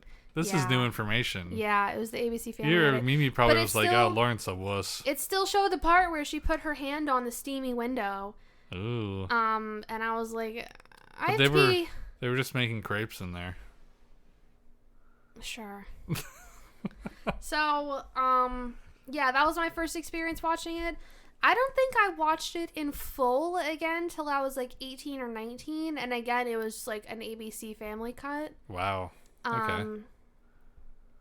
Yeah, and this is the first time I've watched it since then. Did I ever tell you about my experience with the Truman Show on TV? You didn't see the beginning part? I didn't see the beginning part. Yeah. And I didn't know it was a television show. And suddenly it cuts to a director directing his life. And I'm like, what? What? Like, I didn't see the part where they like, because it's not like the best way to watch that movie. It really was. It was like, it wasn't supposed to be a reveal, but it was for me. And I was like, I was at my grandma's house and I was about to leave, and I was like, wait a minute, I've never seen this movie. I want to watch the whole rest of the thing now. And I thought it was amazing. Yeah. And I thought it was like a huge, like, honestly, I'm surprised no one's like made a cut of that movie where all that stuff's left out. It should be. It should be. It was such a shock. Like, yeah. Like, Beau's Afraid wanted to be like that. Honestly, yes. And whatever, but like, I was like, no way. First of all, I was so impressed that nobody, because I wasn't like a big Jim Carrey fan, but I loved like his movies back. I was like in high school when I watched it. Sure, that's when like his peak was. Yeah, and like I was surprised no one ever told me about that movie. Mm-hmm.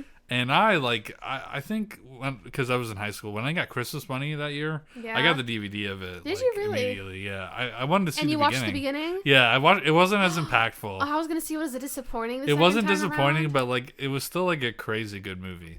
Yeah. But yeah. So TV movies, like, they had their place growing up. Mm-hmm. I also remember the Wedding Crashers TV movie. Oh, I never watched that. Instead of saying Jesus Christ, they said cheese and rice. Cheese and rice. Yeah. I mean, my family just kind of said that in general. I wouldn't think that'd be too out of place. I thought that was hilarious. My Mimi says that a lot. Or she says Jiminy Cricket.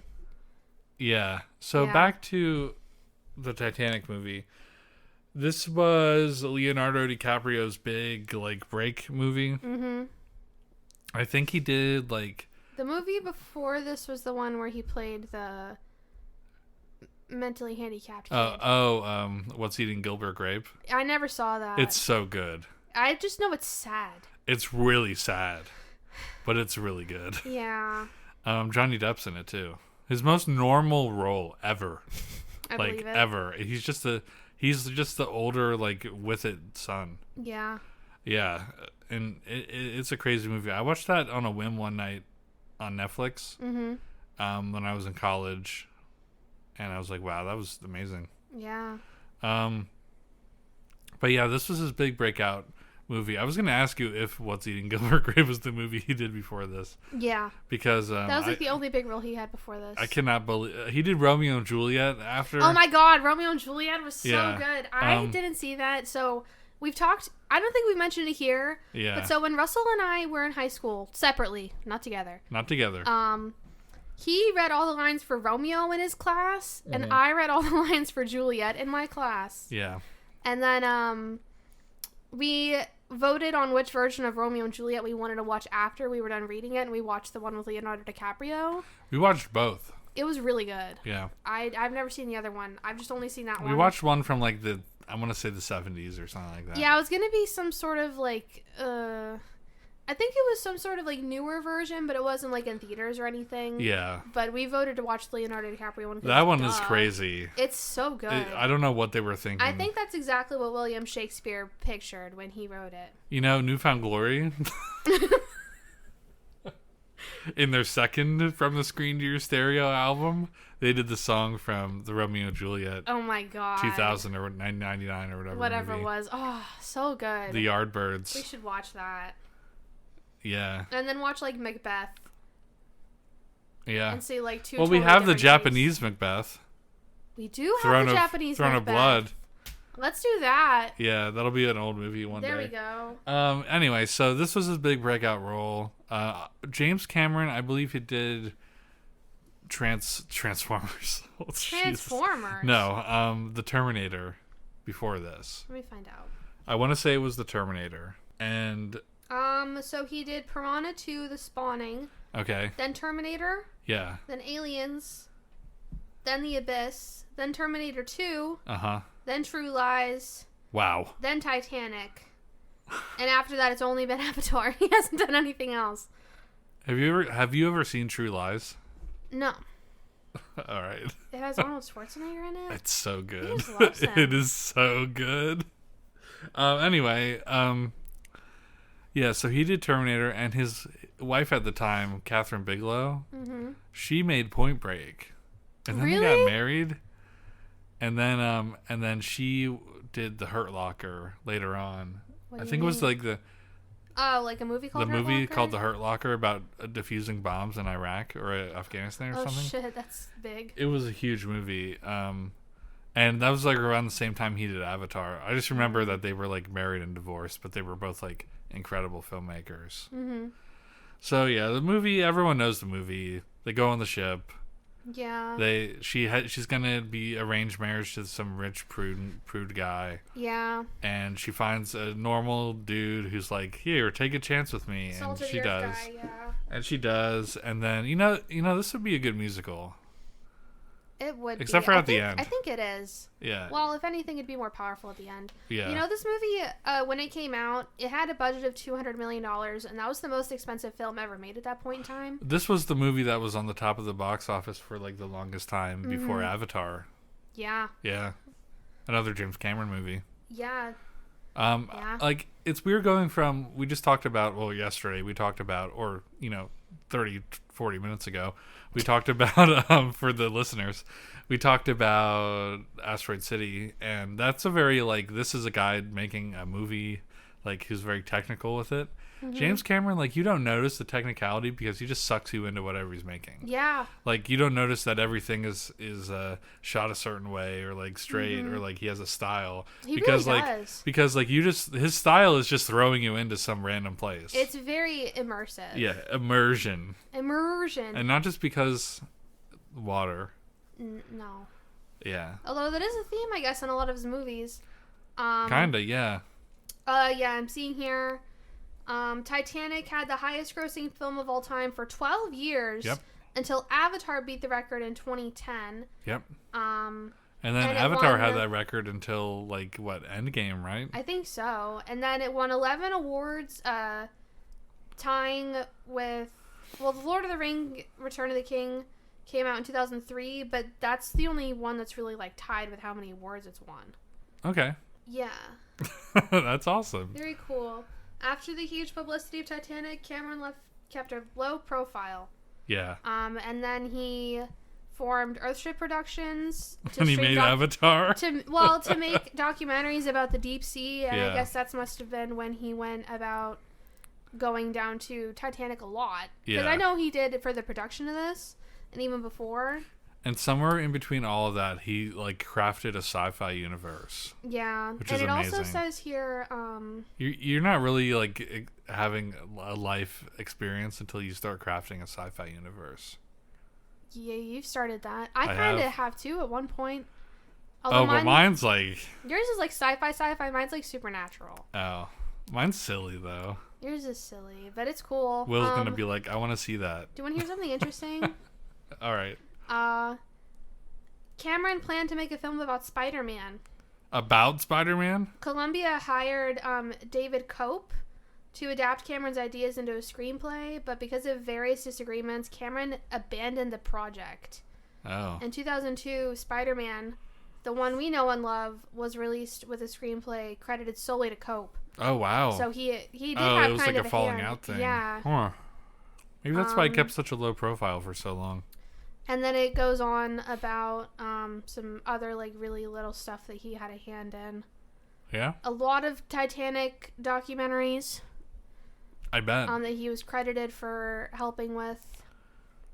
And then Avatar. Yeah. Cave diving. And now that's his life. Yeah. Oh, he worked on Alita Battle Angel. Oh, yeah. Yeah, I never saw that, but it seemed really interesting. Yeah, that was his thing. She was like an anime girl. Yeah, she had big eyes. I heard it's a really good movie, but I also heard it was weird. It's weird, but the manga it's based off of is really good. You know, she does really look like the manga character now that I'm looking at it, so yeah, I like it. It's pretty cool. We should see that. Yeah, we should watch that. All right, so back to the movie again. Mm-hmm. So this is not your first time watching it. Did anything new stick out to you? I didn't really remember the beginning part so well, like I said before. I did. I mean, I remembered that Jack like won his way on. Yeah. And that's why there's technically no record of him being on the boat because he didn't buy a ticket. He got someone else's ticket. Yeah.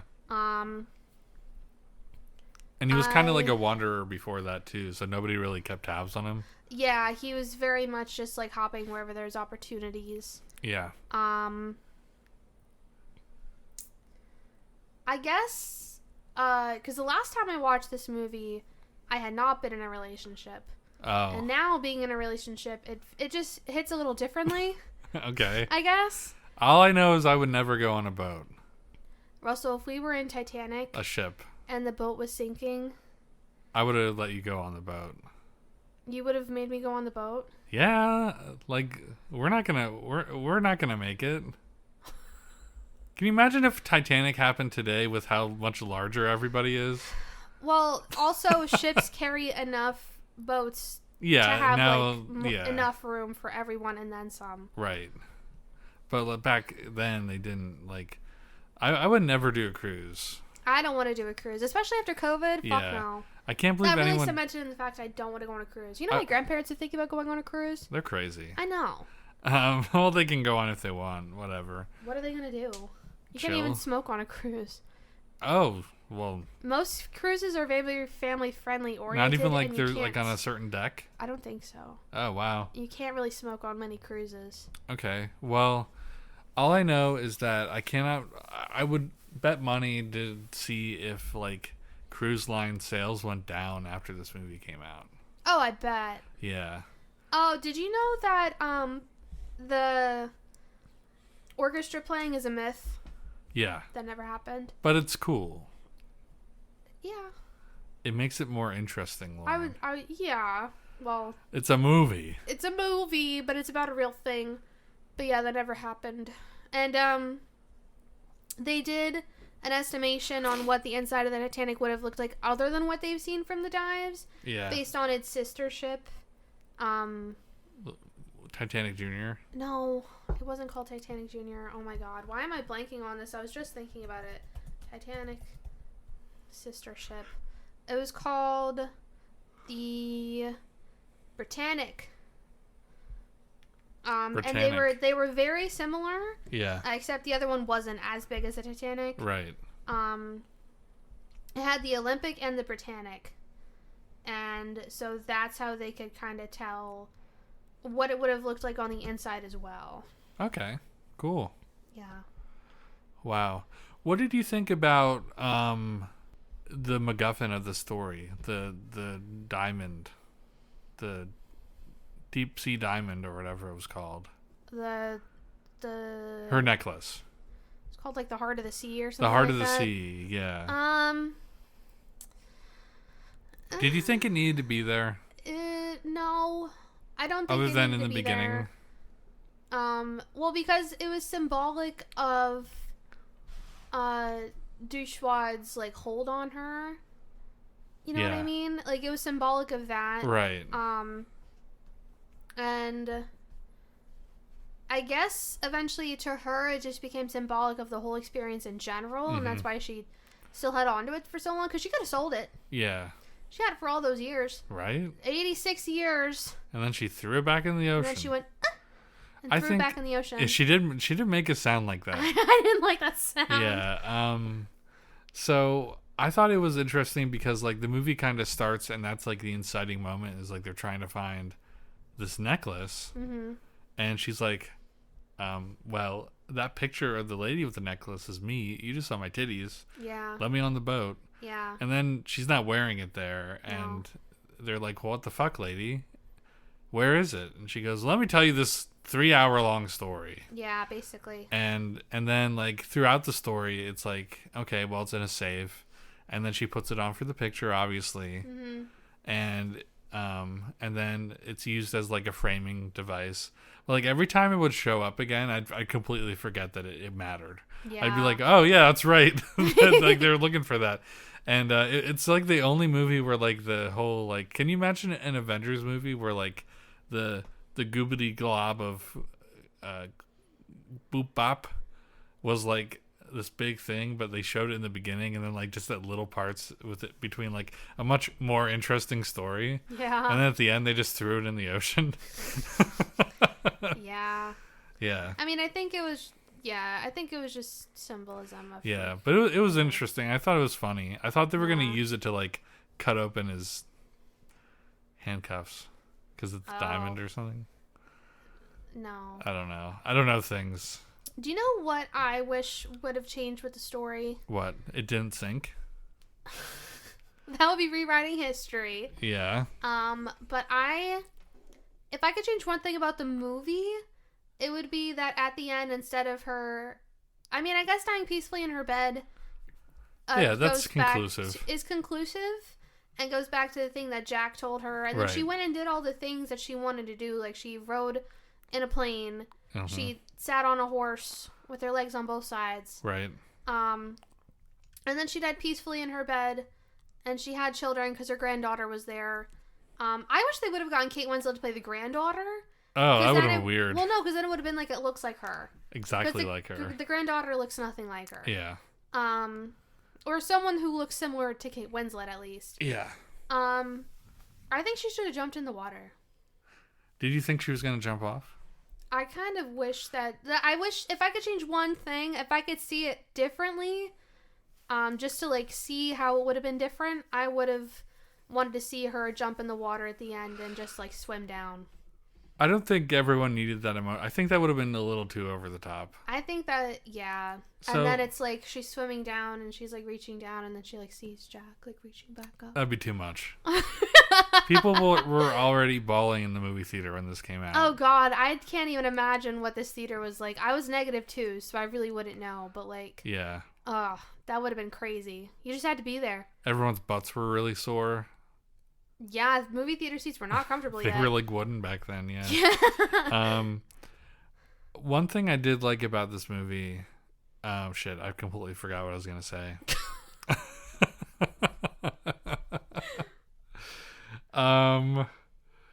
Ooh. I liked the immersion most of all. Yeah. And I liked I remember now. I like how much story Or how much sense the story made, Yeah. I guess. Because this was like an imagining of something that could have happened during the Titanic. Yeah. Because Rose did not exist. Rose right. is not This is real. all fictitious. This is all other fictitious. than the ship going down. Yes. That part's pretty important. But I feel like it felt very real. Yeah. All right. So the big meme joke out of Titanic is... It's been 86 long. No, not that one. The other one where everyone is like, Jack could have definitely fit on the board that she was on. Yeah, James Cameron outright said, yeah, he could have fit on the board. Someone said that. The director, someone admitted, like, yeah, I don't think he could have, board. because there was that part where he tried to get on, but it started sinking down. That's because he got on it wrong. Whatever. All right. So, do you think he could? You think he could have got on the board? Yeah, I'm pretty sure people have like done the math. All right. Well, could Jack have survived with Rose? Adam Savage and Jamie Heineman conducted their own experience. MythBusters did it. Concluded that Jack and Rose could have shared the raft Oh and survived, my god! provided they propped up their upper bodies upright and figured out how to, and like put her jacket underneath for buoyancy. But they could have done that. Could they have done that in the cold though? Did they factor in the cold? I don't know. Exactly. Okay, so I think that he probably could have fit on, but it would have been tough to do in the conditions they were in. I also think that she made Jack up. No. No, you don't think so? No, I don't think so. Yeah, I talked to Will about it just now. Yeah? What Will have to say? And he said, Will called us when we started watching it. He said he watched it recently too, coincidentally. You know what I just realized almost near the end of our podcast? What? We had like 3 comments on the last one, and I didn't read them. Well, let's wait till after we talk about what Will just told you. Okay. Will said, if I was 17 being forced into marriage, I'd write some fanfic. I think Jack was real. Because then otherwise, why Couldn't would she find his not... name. We just talked about why it made sense. Yeah. Yeah. Okay. So would you say this is a essential screen? This is a quintessential screen. Yeah, this is a movie. Mm-hmm. This is cinema. This is cinema. Okay. So do you have anything else to say about Titanic? No. Watch some documentaries if you have time. They're very interesting. Okay. Yeah. Yeah. What time are we at? 34 minutes. That's not bad. No. Okay, we have a lot more to talk about, so we'll do the questions at the end. The questions. Not the questions, the comments at the end. Okay. And I'll just stitch them to the beginning. Okay. You know what? No, we'll just put them at the end. Yeah. You know what? We'll do a little intermission before we do our screenless shout out. Okay. So we had a few comments from the last episode on Mm-hmm. YouTube. Our first one was Will Party. He said, Hi, Will. First. Thank you, Will. Have you ever commented first on a YouTube video when you were like actually first? You remember when that was huge? Yeah. Okay. And I remember just like whole pages of people saying first when they clearly weren't first. Yeah. So I've just realized that YouTube is starting to show everyone's like at username now. So they're all different now. Oh.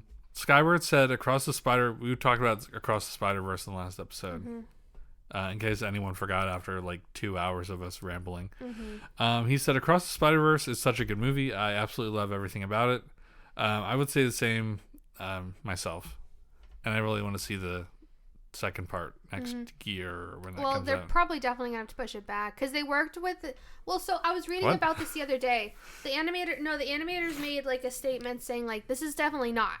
It's not coming out in March of next year. Really? Yes, because they were working on it alongside this, but it's nowhere near as finished and polished. Can anyone just crunch for just a little bit? They already have been this whole time. All right, whatever. All right, so our last comment is from Edgar_13R. Hi, Edgar. Gearbox. Hi, Gearbox. But it reverted back to Ed13R because of YouTube. I don't know, something weird on YouTube. Okay, anyways, what do you say? Anyway, he said, I've never watched Brokeback Mountain before. Oh, we also watched that. Yeah. But I remember when the DVD was released, the whole section was fully stocked, and no one was buying them at Best Buy in most stores. You also mentioned Deliverance. I think you did. The movie Deliverance? Maybe? Someone tell us. And that has to be the most uncomfortable movie of all time. I'll never look at hillbillies and banjos the same way ever again. Yes, I was talking about that because my family got me confused that. Oh yeah, that's what they confused Brokeback it with Mountain yeah, was. yeah. Okay, I remember that now. Yes. Oh, We wow. should watch that. No, I don't think so. All right, so those were our comments. Sorry that I didn't do it in the beginning of the episode, everybody. We normally do it at the end. It's fine. We do? I think so. No. Yeah. All right, whatever. I wanted to do it in the beginning, but we just had so much to spray Ew, out of our mouths. I don't like that. Spraying. That's a bad verb. All right, Lauren. Let's continue to our last segment of our PCast. Mm-hmm. What is your screenless shout out this week? It's what we did over the weekend, which we've alluded to previously. We went to a gaming convention called Too Many Games. Too Many Games. There's simply too many games there, and they're all too expensive. Yeah, so I was talking to Will about it earlier, and I do have to clarify that we have nothing against the event. No, it's fun. Yeah, the event is fun to go to. You get to see. It's exhausting. We were like this year especially like. It was so packed. It was so many people. It was just as packed as last year. But no, like, Saturday was even worse. Were you there on Saturday last year? I went whichever day John also went. Okay, that was Saturday, and it was a lot more busy than it was last year. It was super packed, but like I don't remember getting like really exhausted at the end of the day. But Saturday and Sunday we were just like, oh man. Even today I was really tired. Yeah, today I was okay. I was okay all day, but like the event itself is cool. They had like a bunch of voice actors and like famous video game adjacent people. Yeah, they had David Hayter, who we were gonna see, but then ended up not. Yeah, they had the lines were crazy for everything. Like, Charles Martinet, Vinny was also there on Saturday, but we didn't know. Vinny Vinesauce was there, and I was a little upset that I didn't know that he was signing. Yeah, it wasn't listed on the calendar like the last time we had looked that he was having a meet and greet. That he had a panel on Friday, right? But it said nowhere that he was having a meet and greet on Saturday. Otherwise, he would have gotten in line like immediately. Yeah, I don't know. Maybe we missed it, but either way. But we have nothing against the event itself. But holy motherfucker, video game prices are insane. Yeah. Like, I'm not the only one who thought that too, because I stumbled across a post on Twitter of, all right, so there's two like kinds of people. People who maybe they buy the games and they intend to play them, but that's why they're getting them. They're not like gonna put them on the shelf and let it sit forever. Like eventually one day, the great hope is that you'll take it off the shelf and play it for 15 minutes, whatever. Yeah. And that's what I would like to consider like most of the people who are there are for. Mm-hmm. Then there's like this little section of people who are the speculative.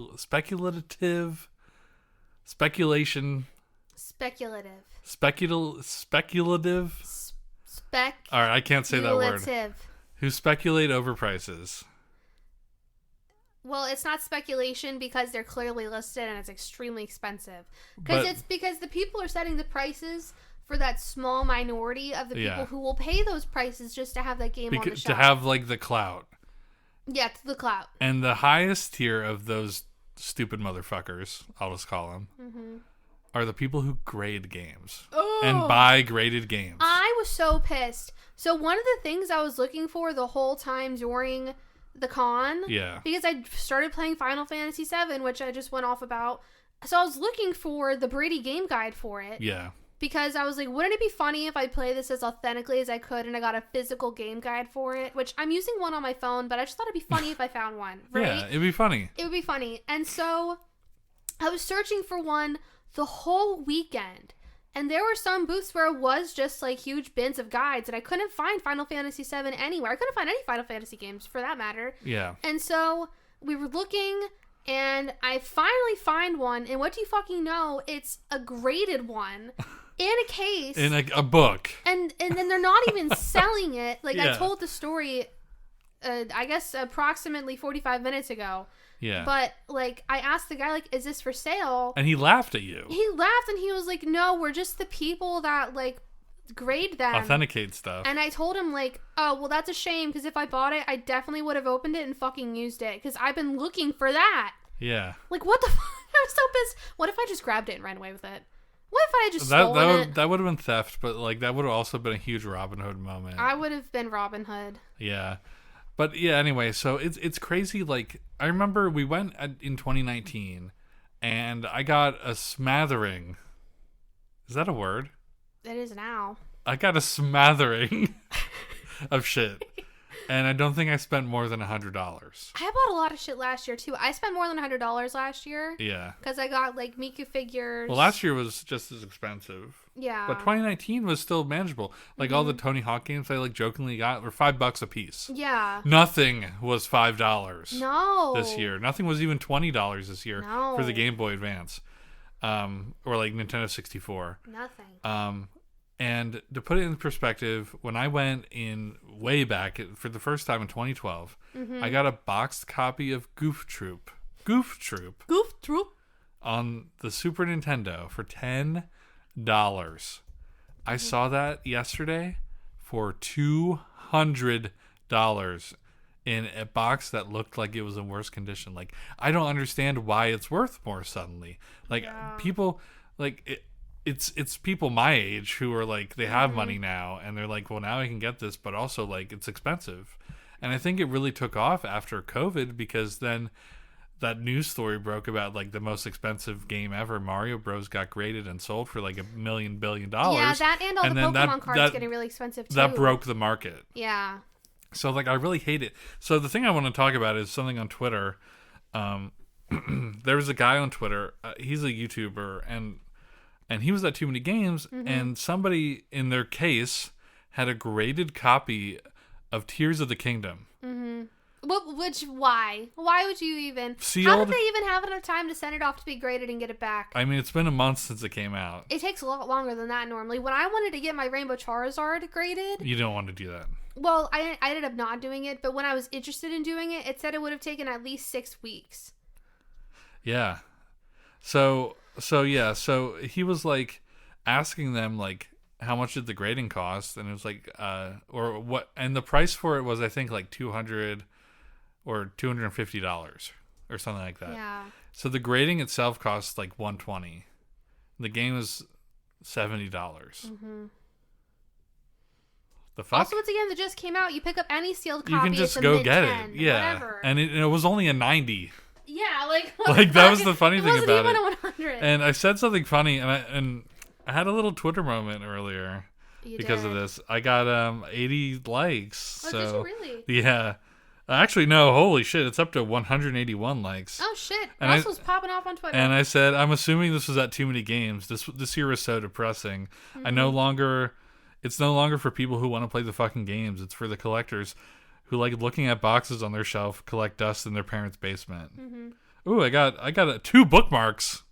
Wow, that's a first. Wow. By the way, I'm sending you the picture that I got of the guide, and also Miss Cloud. But yeah, there's a few replies to it, and someone said that he didn't go since 2019. And he's glad he didn't. He said, now I'm glad. And I'm probably going to reply later and be like, I went in 2019 and really enjoyed myself, and I haven't since, so maybe I won't go back. But yeah, so overall, like, the show itself is fine. I'm sure a lot of people meet up with their friends there that they met online and stuff like that. It's, nice little con, but like the thing surrounding everything, and the artists, like there's a lot of artists there you can support too, but the whole purpose of the show has kind of become kind of sad and depressing. Yeah. Like the only game, all right, so I got a few games. I'll talk about them, I guess. Sure. I love how this is our screenless shout out, but we're just like roasting it like entirely.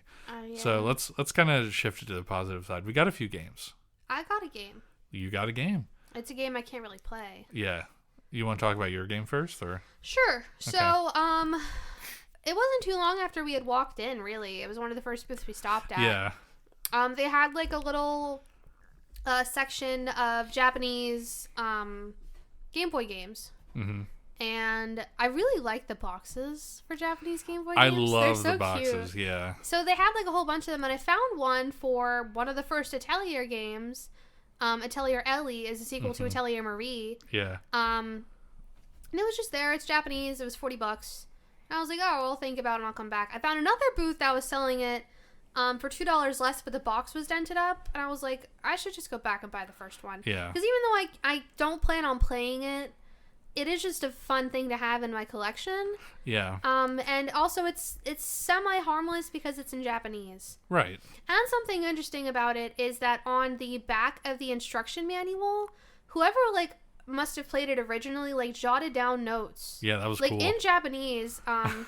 And I had Russell send a picture to our friend who's, like, semi-fluent in Japanese. He hasn't gotten back to us on what it says, so maybe bring that up again. Yeah. Because I really want to know. So maybe Russell will put up a picture of it here. If you speak Japanese, let me know what it says. Okay. But yeah, that's the game that I bought. There was other stuff that I was, like, kind of looking for. Like, I was trying to help you find Quest 64. Yeah, but that was kind of a joke, and I eventually had to tell you, like, Lauren, I'm really just joking. Oh, yeah, because I found a complete in-box version of it for, like, $125. And I was like, Lauren, that is the last game I would expect it to be $120. Yeah. Nobody likes that game. It's a joke. Yeah, and I was also trying to help you find Cooking Mom games, but we couldn't find any. I found Cooking Mama 4. Well, yes, but other than that, we couldn't find any. Yeah, that I didn't have. Yeah.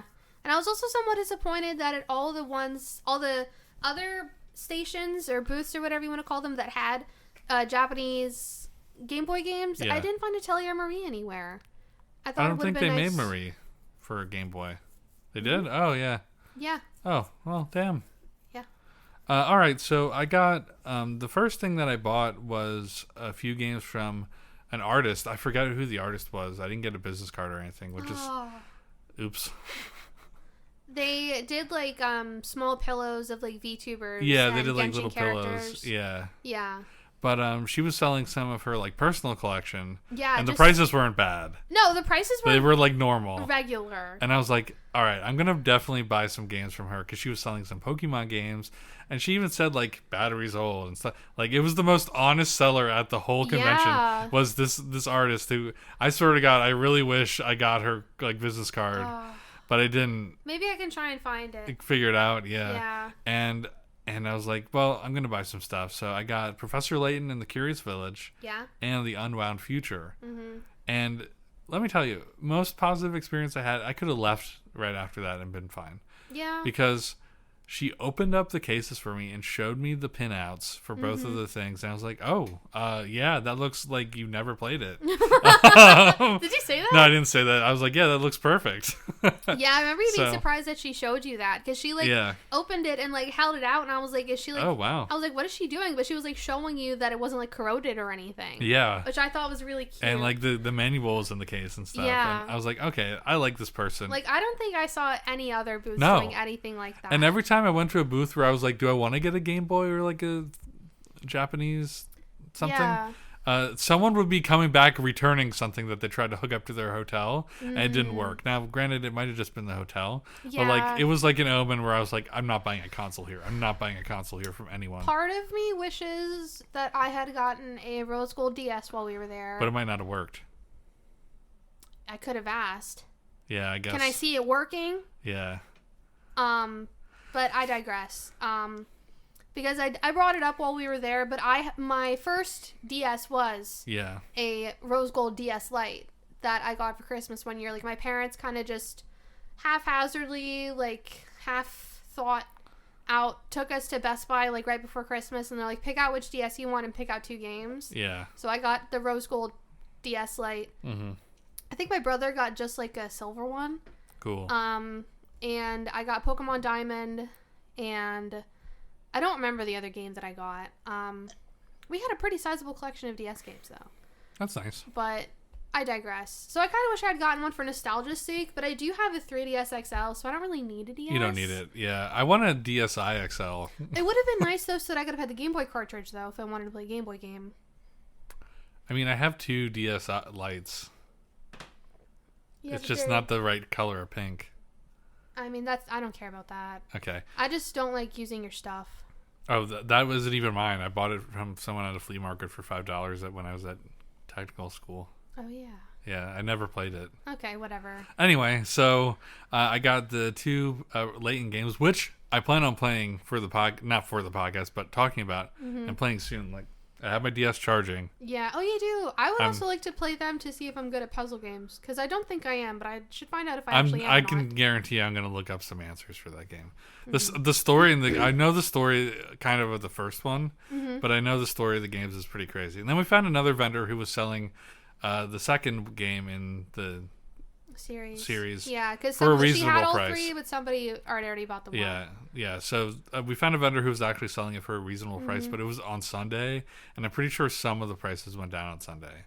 I don't know. Maybe they did. Oh. And I got Cooking Mama 4. Going back to that one booth that we were at where you bought the 2 of them. Yeah. She also had like a it looked like it was still sealed. Yeah. Or like new 3DS, like the Yoshi one? the Yoshi, like for Mario World. Yeah, she was only selling it for like $160. $160, yeah. So in the box. Yeah, part of me at that moment was like, it'd be nice to have a new whatever it's called. A new 3DS XL? Yes, because you've talked before about how you wish you had another one. Yeah. So that could have been a good opportunity. Because I also like how you can change the faceplates. I just think you can't on that one. That one's the big one. That's the little one? Poop! Only the little one you can change the faceplates on. Well, anyways, it would I'd take a bigger screen any day. Yeah. It would have been a nice opportunity. Maybe we can find her online or something. Yeah. Oh, man. I feel so bad. She'll sell it to us. Or not. I don't know. Let's track that one vendor down. Yeah. Anyway, so that's pretty much all we got at Too Many Games. Mm-hmm. That was worthwhile. I probably the lowest amount of money I spent there, just because everything that I would have wanted to get was so out of reach. Yeah, there wasn't too much I was going there really looking to find other than helping you get stuff. I bought stickers and cute stuff and washi tape. You got some art stuff from the artists that were there. Good for you. Yeah, support small artists. I wish that there had been more Final Fantasy VII stuff, but I did get Miss Cloud, so that's something. You picked up the Buster Sword. I picked up the Buster Sword. You didn't get the Buster Sword, though, but you picked it up. I didn't get it. Next year I will. When I do the cosplay, I'll buy the smaller Buster Sword and I'll strap it to my back. Cool. Awesome. So, we had a nice weekend other than that. Yeah. Other than the convention we went to. Sorry, other than like the bad parts of the convention. Other than the sucky parts of the convention. It was still fun to go. I definitely think I'm just going to go on Sunday next year. Yeah, I'll probably do the same thing. Because when you really think about it, much. I paid a premium to get in there. Mm-hmm. So you add $90 to the price, or divide $90 and add it to the price of every game I bought. I think I broke even. No, I didn't. Well, because I was just buying like small artist stuff, and it's usually like, I wouldn't say it's expensive, but it's worth. This was like the year that I was like, I'm going digital for everything. Yeah. But maybe not the Switch. I can't really let go of the Switch until I know that my digital games will come over to the new console. Mm-hmm. But I was like, I think I might be done with this. Yeah. This isn't worth my time anymore. Should we talk about the other con we might be going to this year? Yeah, we might go to Otakon. Yeah, we're thinking about going to Otakon for a day. Because we have a friend who's going to have a booth there. Yeah. So it would be fun to go see her. And apparently we're like getting a big party together now. Apparently, yeah, because now John wants to go. And one of her other friends is thinking about going. Yeah. But she was thinking about going Friday. So I got her number. She hasn't texted me back. But, so I asked her if she'd be interested in joining us on Saturday. Yeah. And going with us. We'll see. We'll have to see. I think it would be fun. It would be a very long day. I would almost consider getting a hotel. Oh, good luck. Well, not in DC. Yeah. Maybe somewhere like on the way back. Because it's like a 3-hour drive to DC from here. Yeah. And we're planning on getting there early, being just outside of DC and taking a metro in. Yeah. And then walking to it. So it's going to be a very long, exhausting day. Yeah, it should be fun. Yeah. All right, cool. Anything else you want to talk about, or do you think we've covered enough on the podcast this week?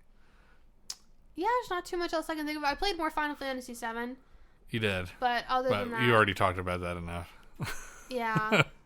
It's weird recording it a day later. Yeah, I'll continue to talk about it. I also realized last night after we were done recording how we've talked about before. When I play a game, I'll like go really hard at it. Yeah. If I really want to play it. So I guess I'm doing that like how I did with Verona at first. Yeah. But you know what? You can continue talking about your Final Fantasy story because there's more to talk about. Mm-hmm. So, I don't think people will mind. I don't think Will Well, will and mind. also the next time an episode will be posted is in like 2 weeks. So Yeah, so you might be done with it. I might beat it by then. Yeah. I might be getting whatever this is that Russell said he's going to get me. Yeah. Okay. So, yeah, that's our podcast. Next week should be, or next episode, I keep saying next week, should be something interesting. We might have like a huge guest, not a huge guest star, but like a couple people on just by happenstance for like a part of it. A couple?